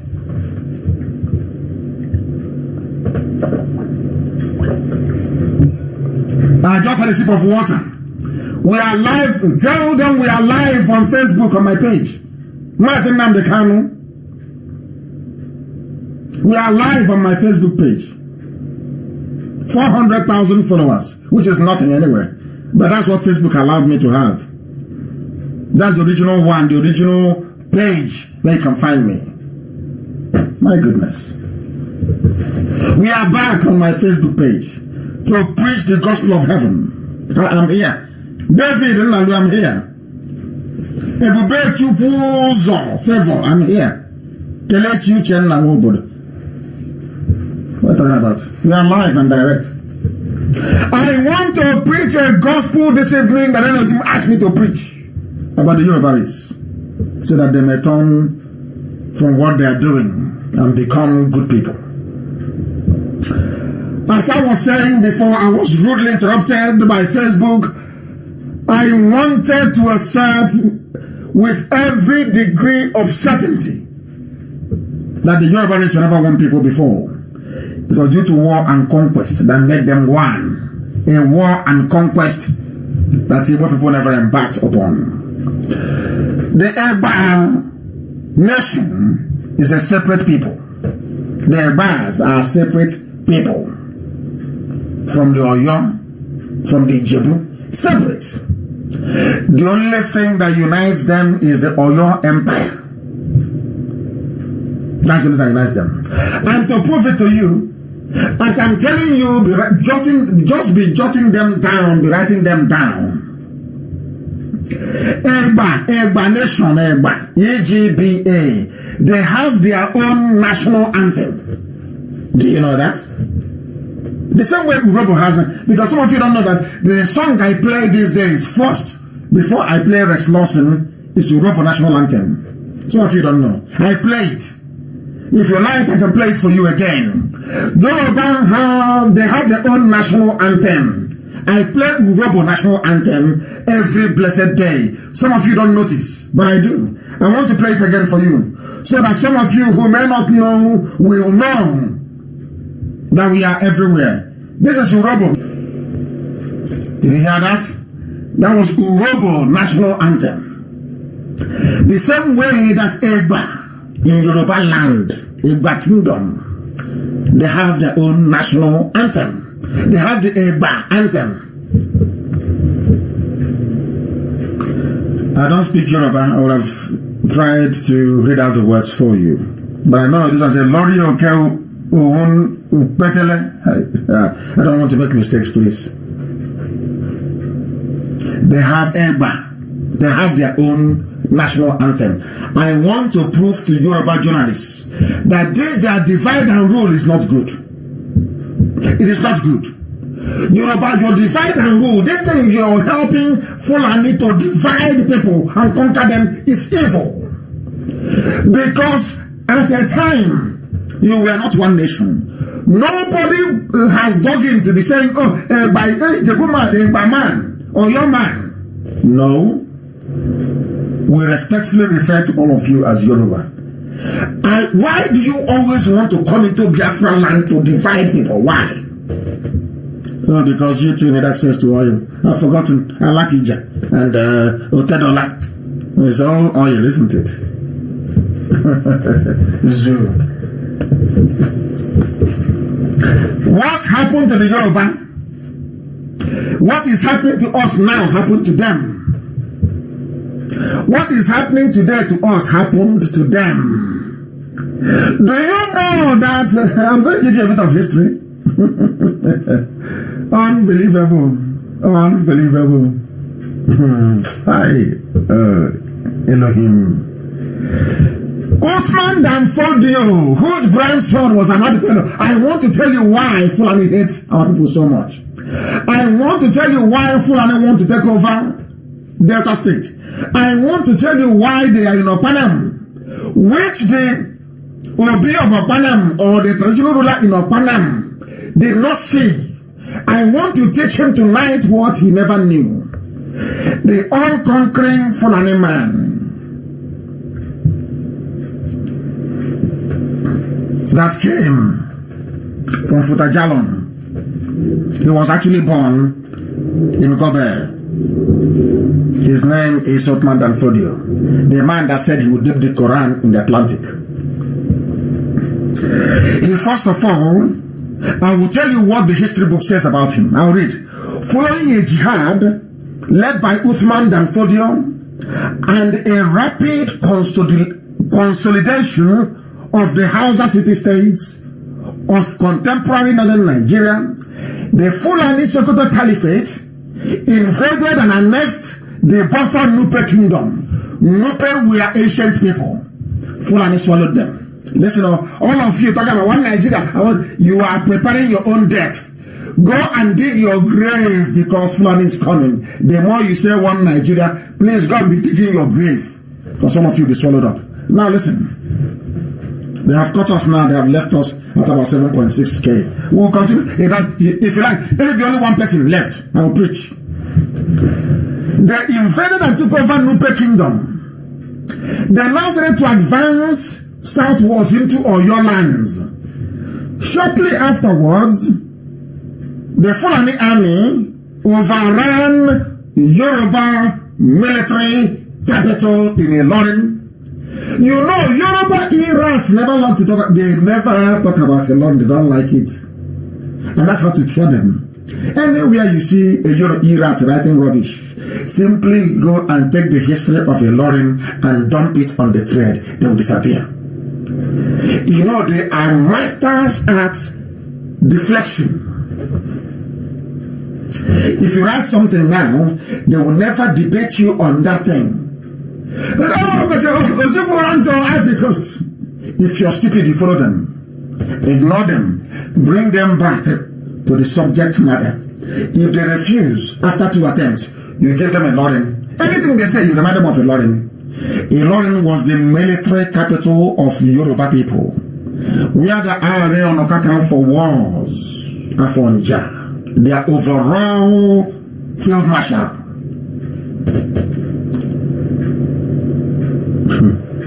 It was overrun by the Fulanis. They overran it. After they took Nupe, the same thing they're not doing to us. Can you see what they're doing? The same pattern. They have the same strategy, the same pattern. It never changes. But my only happiness now is we are everywhere. The world is watching. They are pretending they don't know. I know that the British High Commissioner is covering up for the Fulanis as best as possible. The US ambassador is doing her best to cover up all the atrocities. We are waiting for them to start. We are in our land and they came, so we're waiting for them to start. Once they start and we unleash our own madness, nobody will now say that, oh, but the Nigerians now, they are free to travel to anywhere. Are you following? Now listen. They overran the Yoruba military capital of Ilorin, and then they sacked Fulani. Yoruba, why are you following Fulani? Now look at what they did to you. Why are you following them? They destroyed Oyo Ile. Fulani destroyed Oyo Ile. Today, Yoruba is following Fulani, and I'm asking why? Why, Yoruba? Why? Oyo Ile, which was the royal seat of the Oyo Empire, the great Oyo Empire, their royal seat was at Oyo Ile. Do you know the Fulani sacked them and killed them? Today, Yoruba is serving Fulani. Hey, unbelievable. Following this, Fulani so much dealt with Yoruba and Yoruba abandoned Oyo Ile and they ran south. In other words, Fulani have been chasing Yoruba into... History is very good. They have been chasing Yoruba. They sacked them. Yoruba abandoned Oyo Ile. They ran. Yoruba ran away from Oyo Ile. They ran inside. They ran... They abandoned their city. Yoruba abandoned their city and retreated southwards into the city of Oyo. Then it was then known as Agodi Oyo or Oyo Atiba. In a forest, they ran into the bush because the horses cannot come into the bush to hunt them down and kill them. Yoruba ran into the bush when the Fulanis came. Do you see why they want Biafra to be conquered as well? So instead of Yoruba to help to fight Fulani, Yoruba is helping Fulani to conquer other people because they are angry that they were conquered by the Fulanis.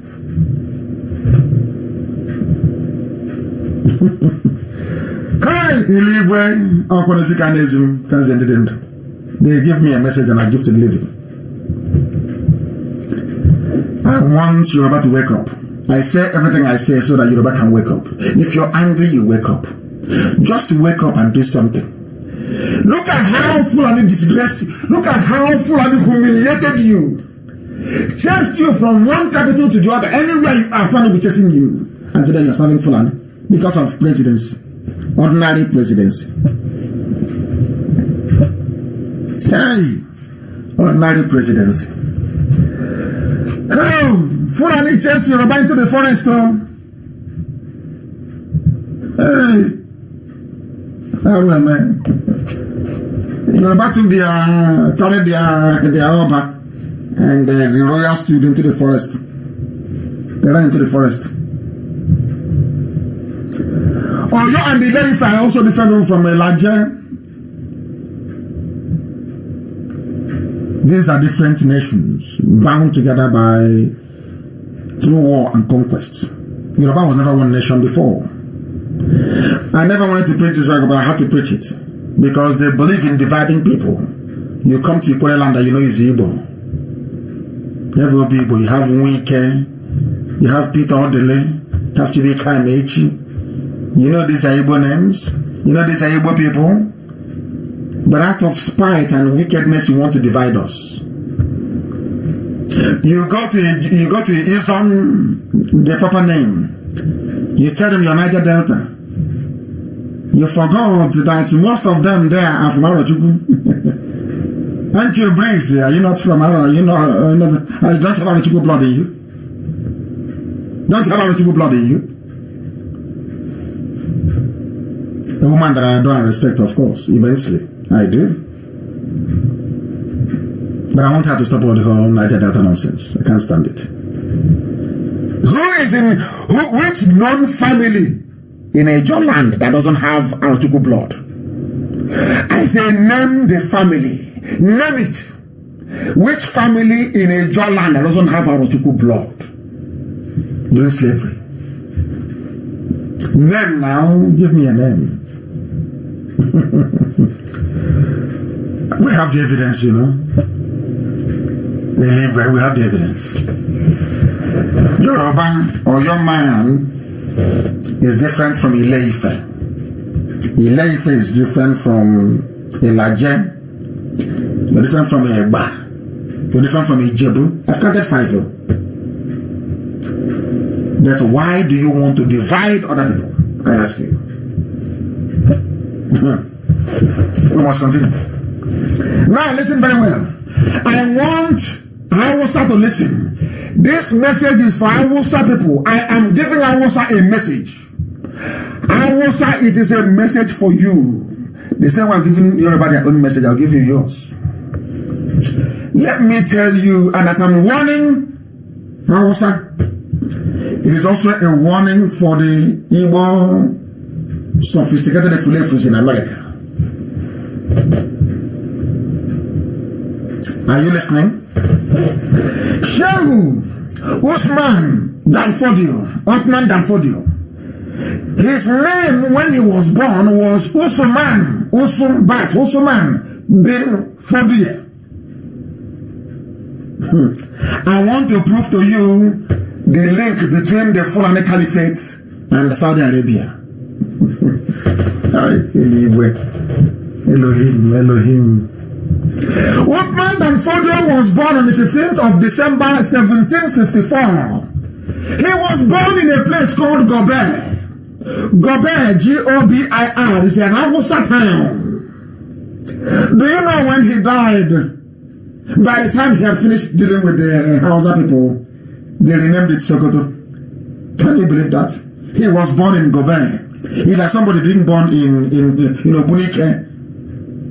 The Fulani is now being born. The Fulani did in Obunike. Let's say he gives birth now to a child like Othman Danfodio. That child will grow up in a place called Obunike. But by tomorrow, that place will become Sokoto Allah. As they have Kasina Allah in Benue. Can you believe that?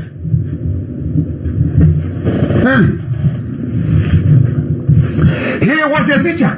A religious teacher. He claimed he came to teach, that he knows how to teach Quran. But he was also a revolutionary. He was also a military leader. He was a writer, and wait for it, a promoter of Sunni Islam. Sunni Islam, practiced by Saudi Arabia. You see where the Fulanis get all their nonsense, their link to Saudi Arabia from Othman Danfodio. He preached Sunni Islam. And he was the founder of Sokoto Caliphate.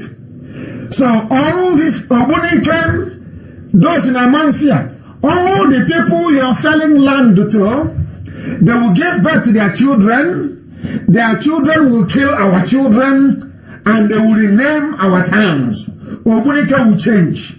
Amansia will change. Opa will change.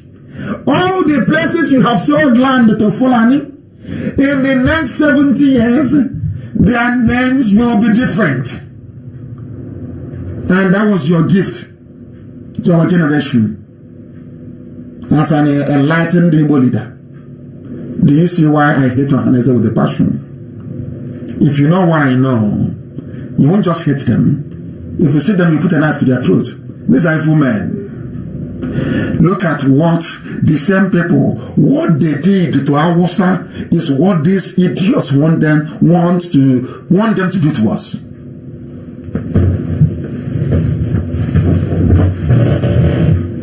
Hey, he found the Sokoto Caliphate. Hausa was no longer good enough. The Hausa that was hosting them peacefully. Hausa people are peaceful people. Hausa was hosting them peacefully in Gobir, hosting them. Uthman Danfodio said he's a teacher. The Hausa king of Katsina said, come and teach my son. Never know. He didn't know he was inviting a demon into his home. He said, come and teach my children. All the Hausa kings, they said, let the Fulanis teach our children. The same thing that, let the Fulani rule, let the Fulani be national. Your lives are being wasted. Hey. The Hade monarchy was dead. Now listen, Danfodio was one of the urbanized ethnic Fula. He's a Fula people, Fulani. They were living in Hausa kingdoms, living as tenants. The same way they have come now as tenants. That's how they start. They come as tenants. They start pretending. They start pretending as tenants.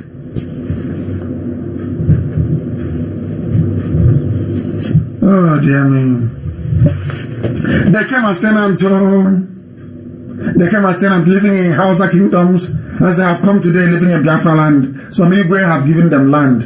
Hell, in what is now northern Nigeria. The Fulanis came in the 1400s. He belonged to the Maliki school of fine Islamic jurisprudence and quadri. He practiced Sufism. Danfodio thought Maliki in the city-state of Gobert until 1802. A beautiful city. A beautiful Hausa city. Gobert. Beautiful, beautiful Hausa city. They took it over. He started talking about local oppression. Do you know Alemajiri? I asked Alemajiri to come with their slate and their chalk. You know Alemajiri? Did you come with your slate and your chalk? I want to tell the Alemajiri tonight listening, saying now they can, you're in London. Alemajiri, your papa, Ottoman Danfodio, went into exile. He ran to Niger Republic. He led his followers like Prophet Muhammad and ran into exile. That exile began a political and social revolution which spread from Gobert, listen, throughout northern Nigeria and Cameroon. They took everything when they came back. And was echoed in a jihad movement led by the Fula people across West Africa. Fulani have been on jihad since 18-something. How did they live? Do you know who heralded their coming? The person the creature that heralded was a vulture. It was a vulture that foretold the coming of the Fulani. The prophecy of the coming of the Fulani was carried by a vulture Udele.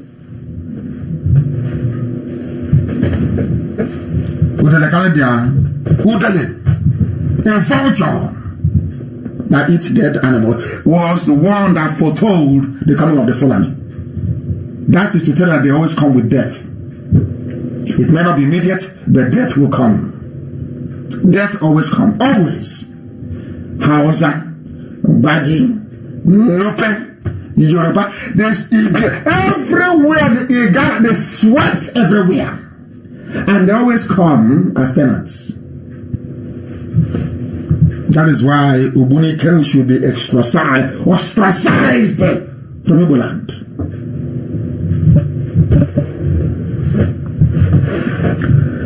The Fulani have been on jihad. What else do you want me to tell you?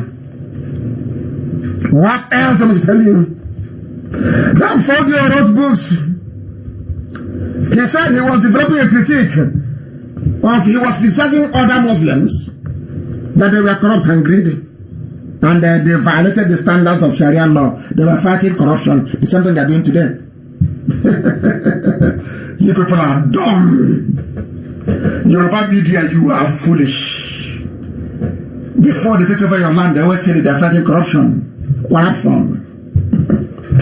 That was what they told Hausa people. And that Hausa peasants, the same thing that Yorubas are doing as some Igbo people in America, they agreed. And they came, and their cultures were no more. Hey! Oh dear. Do you know his title? He was a Mujahid, a reformer of Islam. These are the people you want to be in one Nigeria with? Where are those people from? They're talking rubbish. These are the people you want to be in one Nigeria with? You have signed your death warrant. You have signed it. And as I was also looking at the facts of life and history, Elohim gave me a message. I said I should preach it. According to Encyclopedia Britannica. Encyclopedia Britannica. This is why anybody answering to Niger Delta is an imbecile. What did hey, it was the highest of the highest now. Encyclopedia Britannica, who doesn't know? I want to tell those in Pandev, those who foolishly call themselves Niger Delta, that Ibibio people, listen carefully please, Ibibio people, by which I mean and all the rest of them, listen. They are people of southeastern Nigeria. Encyclopedia Britannica. Mainly in Cross River State. So when I told you before that Cross River was the proper southeast, now you can believe me. From Encyclopedia Britannica. Heaven is giving me a message to give to the living. That's what I'm doing. They speak dialects of Efik Ibibio, which means that Efik and Ibibio are one. But I'll get to that later. But now it's our tribes of Efik and Efik man and Ibibio man. People are so foolish.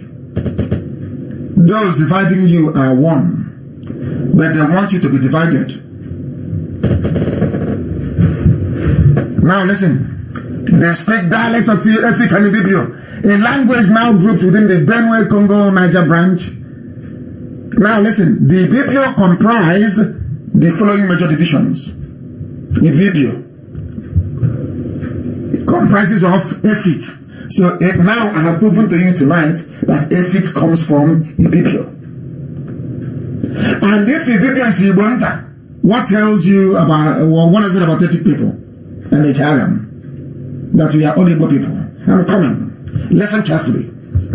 This is Encyclopedia Britannica. The same Encyclopedia Britannica that in 1929 affirmed that Igbos have Jewish link. In 1929. Now listen. The Ibibio comprise the following major divisions. These are branches of Ibibio. What is number one there? Efik. Erion, Eket, and even Andoni people, and Ibeno, Andoni, also Anan, because I have Anan friends who get upset. They say the people don't like us. You say you're talking rubbish. We are all one people. Anan is a subdivision of Ibibio. Ibibio is the main one. Then Anan is a subdivision. Efik is. And the proper Ibibio people are those who occupy the eastern flank. They say, are you following? Are you following? Hey! Eligwe. And what are their secret societies, as I said, of Ibibio? Of Efik, of Anan, of Eket. What do they have in common? Hey, they have Epe, Okonko. As they would say, they say this is end of discussion. Are you going to turn about Niger Delta again? Are you still going to be stupid about this Niger Delta rubbish? Have I now proven to you that Efik is a subdivision of Ibibio? The same thing with Anan, Eyon, Eket. And I have told you what Ibibio means. Is it now very clear to each and every one of you who we are and why they are struggling to divide us? And why I hate any idiot mouthing that rubbish, Niger Delta. We are all one people, one family, one IPOB. Idiots everywhere. Go. And how about the Ijaw people? How did they come into all of this? I want to prove to people that everything I say is correct. This is continuing. We are continuing on Encyclopedia Britannica. I want to destroy this Niger Delta rubbish once and for all. That our great-grandchildren, every generation, they will listen to this broadcast. They will know that Elohim came in our time. I want to destroy them. I want to bury Niger Delta rubbish this night. I will preach to 12 midnight and belong. Even longer. That them I know that Elohim sent me. What do you call Niger Delta Bonnie? People that say that Igbos are landlocked. I want to tell you how stupid you are. I want to prove to you how daft you are. How psychologically inferior you are. I want to tell you that your education is wasted. I want to prove to you that you are nothing academically. Who are the Bonnet people? Their original name, according to British people, Encyclopedia Britannica, the name of Bonnet, which I know our brother gave us as beautiful people, is actually Obani. Encyclopedia Britannica. Obani. Go and Google Bonnie, B-O-N-N-Y. Encyclopedia Britannica. I'm from Bonnie. We Niger Delta people. You don't know that you migrated from my hometown in Ibeku. Obani Ibeku was where you went from. Obani Ibeku. You are in Bonnie. The British people did their research. When they came, they kept digging. They said that their name is Obani. Not Bonnie. Obani is there. It is a town. It was situated in the Atlantic Oil Port in Rivers State. Rivers State. Obani Ibeku.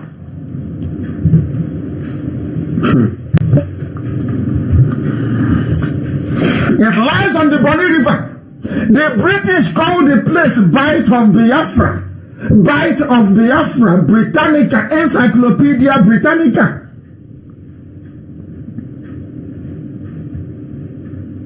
A trading center for fish, for salt, for palm oil and palm kernel of the Ijaw people. Now they have come in. Ijaw people. One. Obani people. Ijaw people. Encyclopedia Britannica.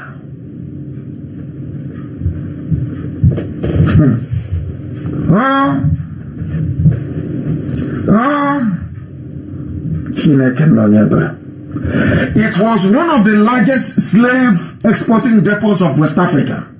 As I told you, Arochukwu was worshipping idol. They were selling people. People would send their sons as priests to go to the to go and study the holy word of Elohim. They will sell them. And I want to prove it to you tonight. Not the word of a black man. Encyclopedia Britannica. It was the largest slaving export depot in the whole of West Africa in 1970. About 20,000 people. Most of them Igbo.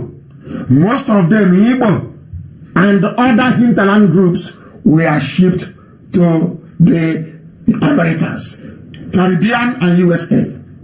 Igbo.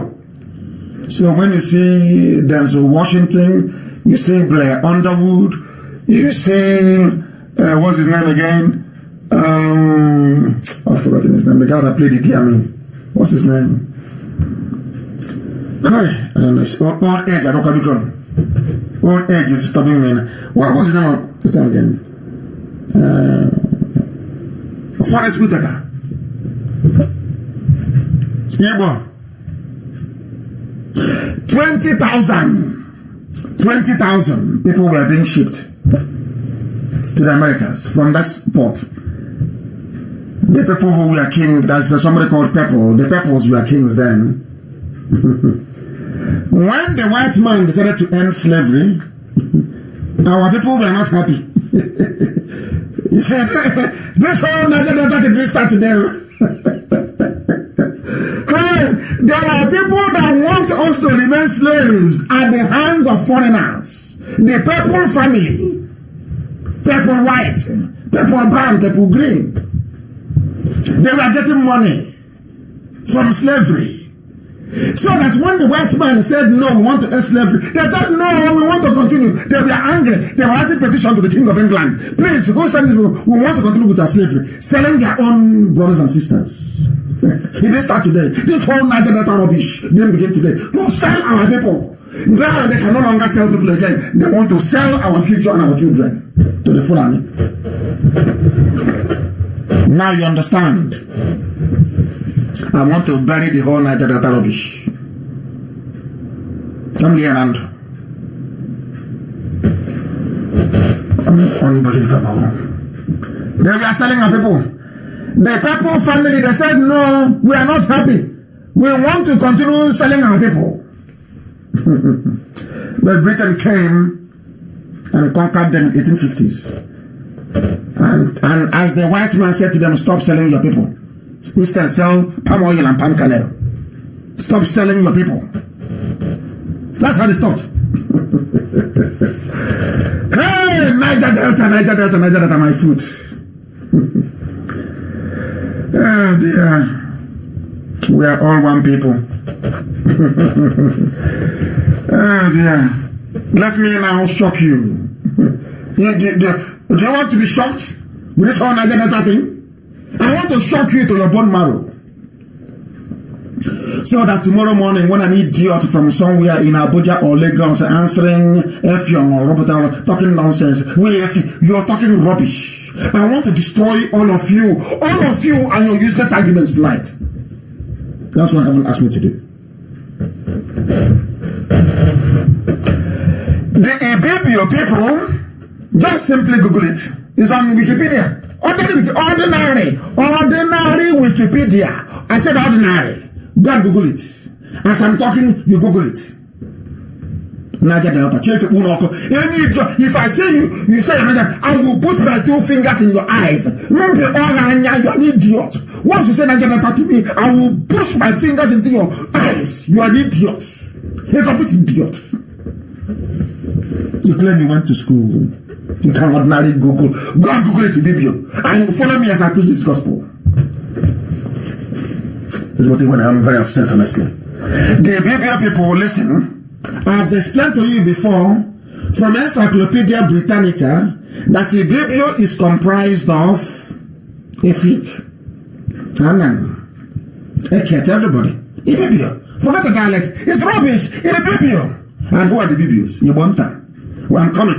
This is just simply putting Ibibio people in Google. And follow me.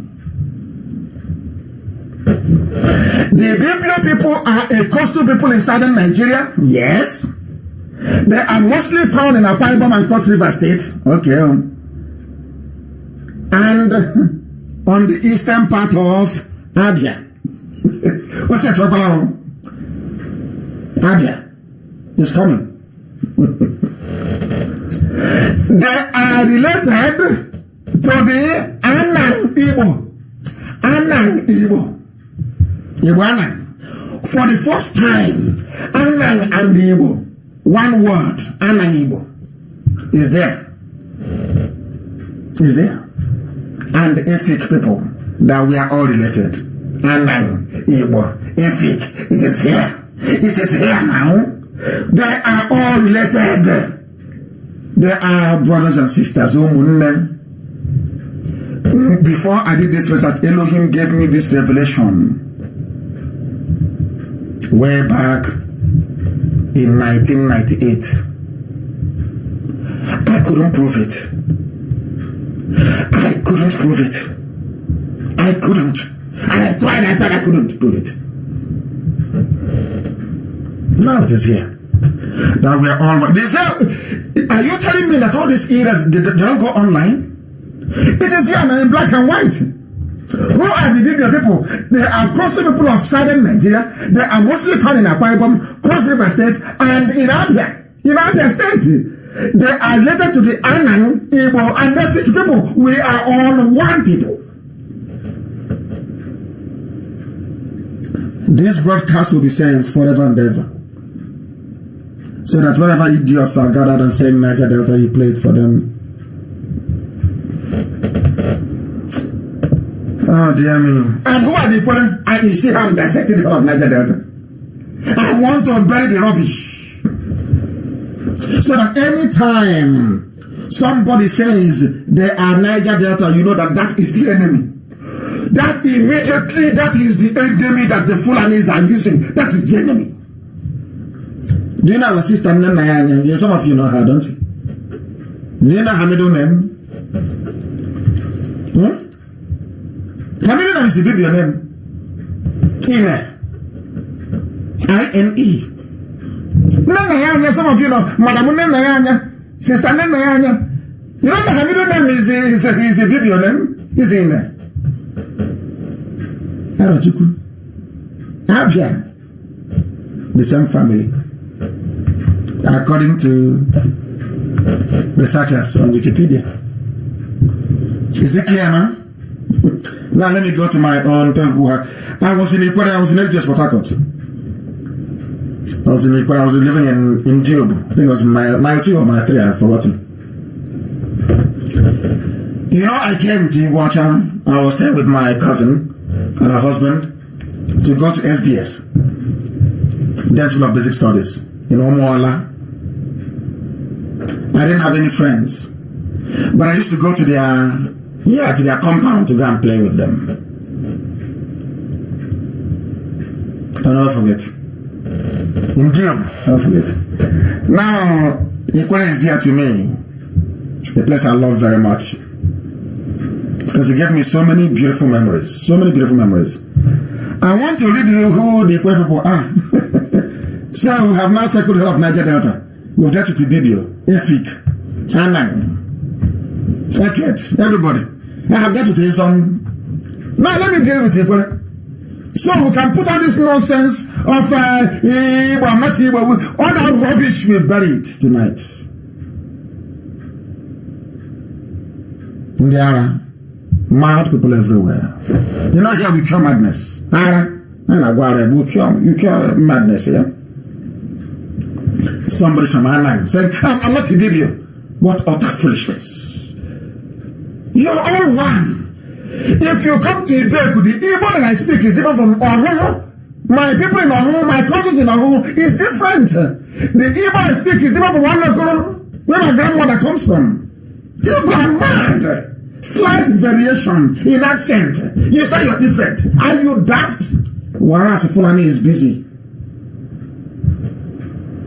during the hegemony, and they are just dividing you. Heaven asked me to give you a message. Ikwere is known as Iwura. It is one of the sub-Igbo groups. Please listen. Ikwere is Igbo. Not me saying it. Ikwere is one of the sub-Igbo groups of the Niger Delta region of Nigeria. They can't out there. They love to divide, isn't it? Ikwere is Igbo. Listen now. They are considered a part of the larger Igbo ethnic group. They speak Ikwere, which is good, of course, which is an Igbo dialect, which is sometimes considered as a separate language, but of course is not in the Igboid family. As a result of the quest for Ikwere's recognition as a separate ethnic entity, it was the saboteurs in Ikwere land that wanted to separate Ikwere. They started saying, even the white man or Igbo, they know this. They started saying, oh, we're different people. They're saying, no, you're not. You're Igbo. You are not. You're Igbo. you are Igbo. They want to assert ethnic nationality because that's what Fulani fed them. The same nonsense Fulani fed Ogoni people, fed them junk over the years. Igbo man is your own flesh and blood one day. You know that God is miraculous. God is punishing all of us. God is using Fulani to also punish the so-called Niger Delta. Punish them. Because you rejected your own flesh and blood. And you think you can have it easy. That is why the land is polluted. That's why people eat fish and they die. You want to destroy the work of God. Who are you? Who are you? You think that God that created Biafra is sleeping? You want to have fun? After you betray your brothers, you want to go and have fun? In the clique? You are insane. Insane. Equalize, not me saying it. White people who are learned. Oh dear me. I'm just too upset with these people. I will have to close the program. I'm too upset, honestly. Fulani will come. Now they have taken our oil, taken the gas, and now come to take our land because of your treachery, because of your stupid Niger Delta rubbish. Sound nonsense. You gave Fulani the green light to come.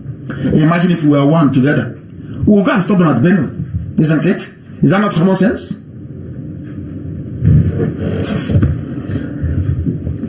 I don't like educating idiots because it's wasted. But I thank you, Seluku people, please. One family. We are one people, one family. Fulani have taken all of you. They gave a terrorist group 100 billion. All of you are there. Yoruba people are there. They no longer have sense. So when it comes to an Igbo man or Biafran, when I say Igbo, I mean all of Biafra because I have proven it to you that we're all Igbo people. Have I not proven it to you that we're all Igbo people?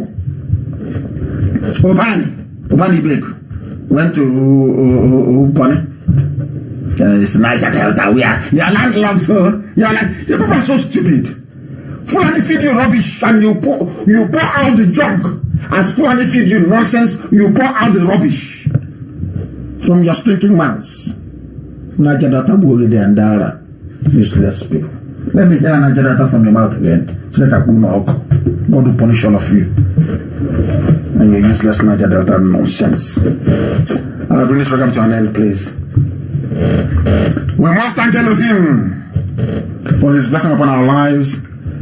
And you must remember, starting from the 27th, 6 a.m. in the morning, we're going to fasting. We're going to fasting. After the dust to fall. And I must make one thing very clear, please. Very, very clear. There are 4 people. People are now running around all over the place claiming that they want to raise funds for us. That is not the way we operate. But I want to make some things very, very clear. Very, very clear, please. Very, very clear.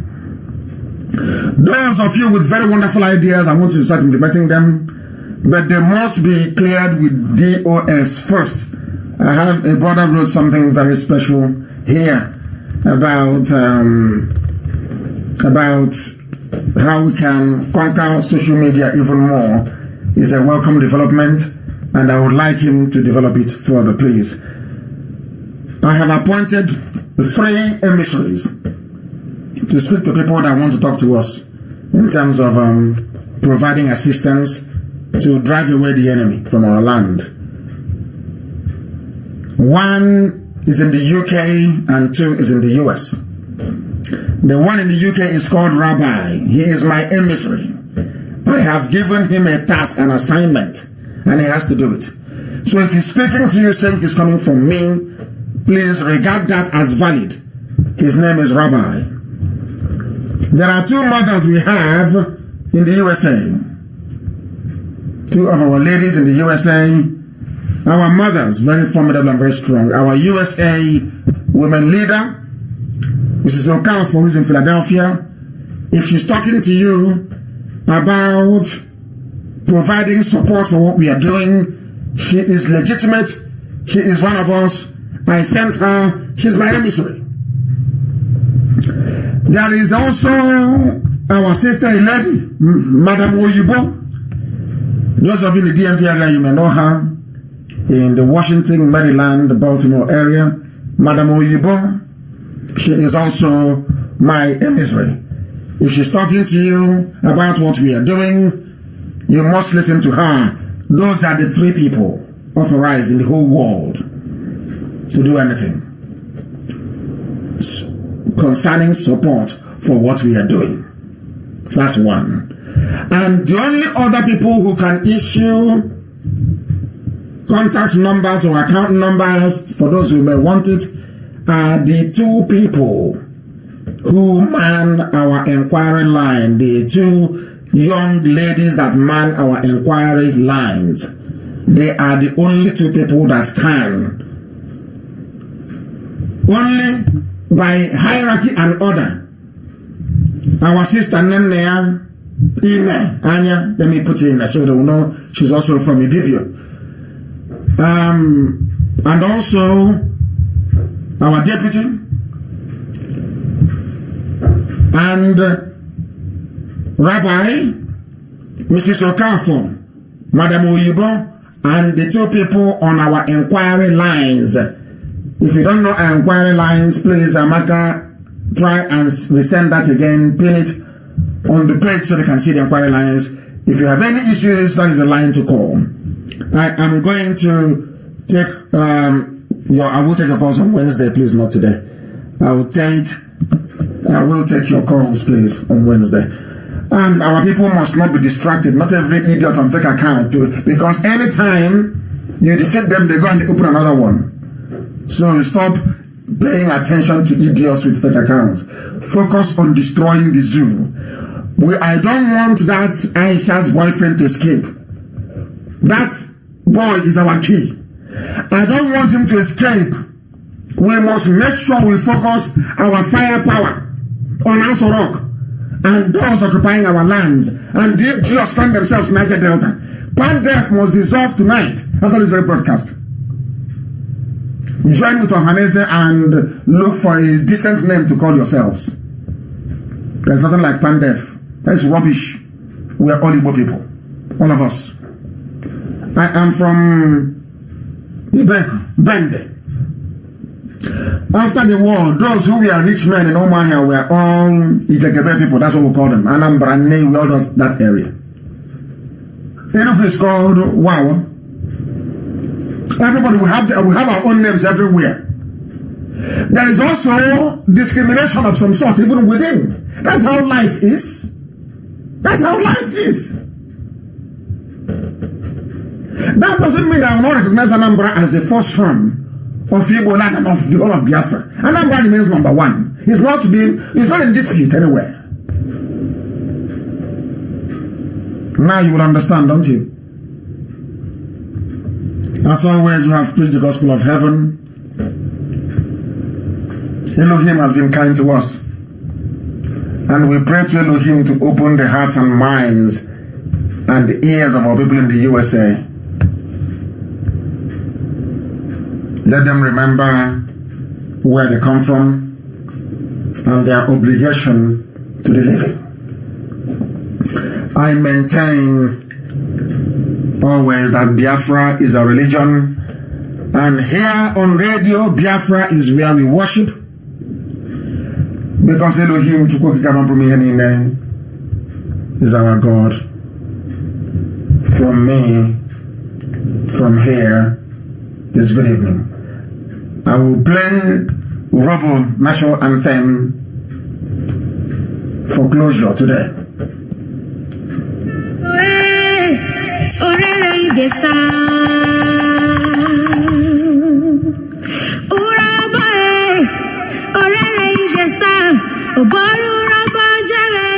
Asofa je wata e, e jafa mere akpo, uropo me wa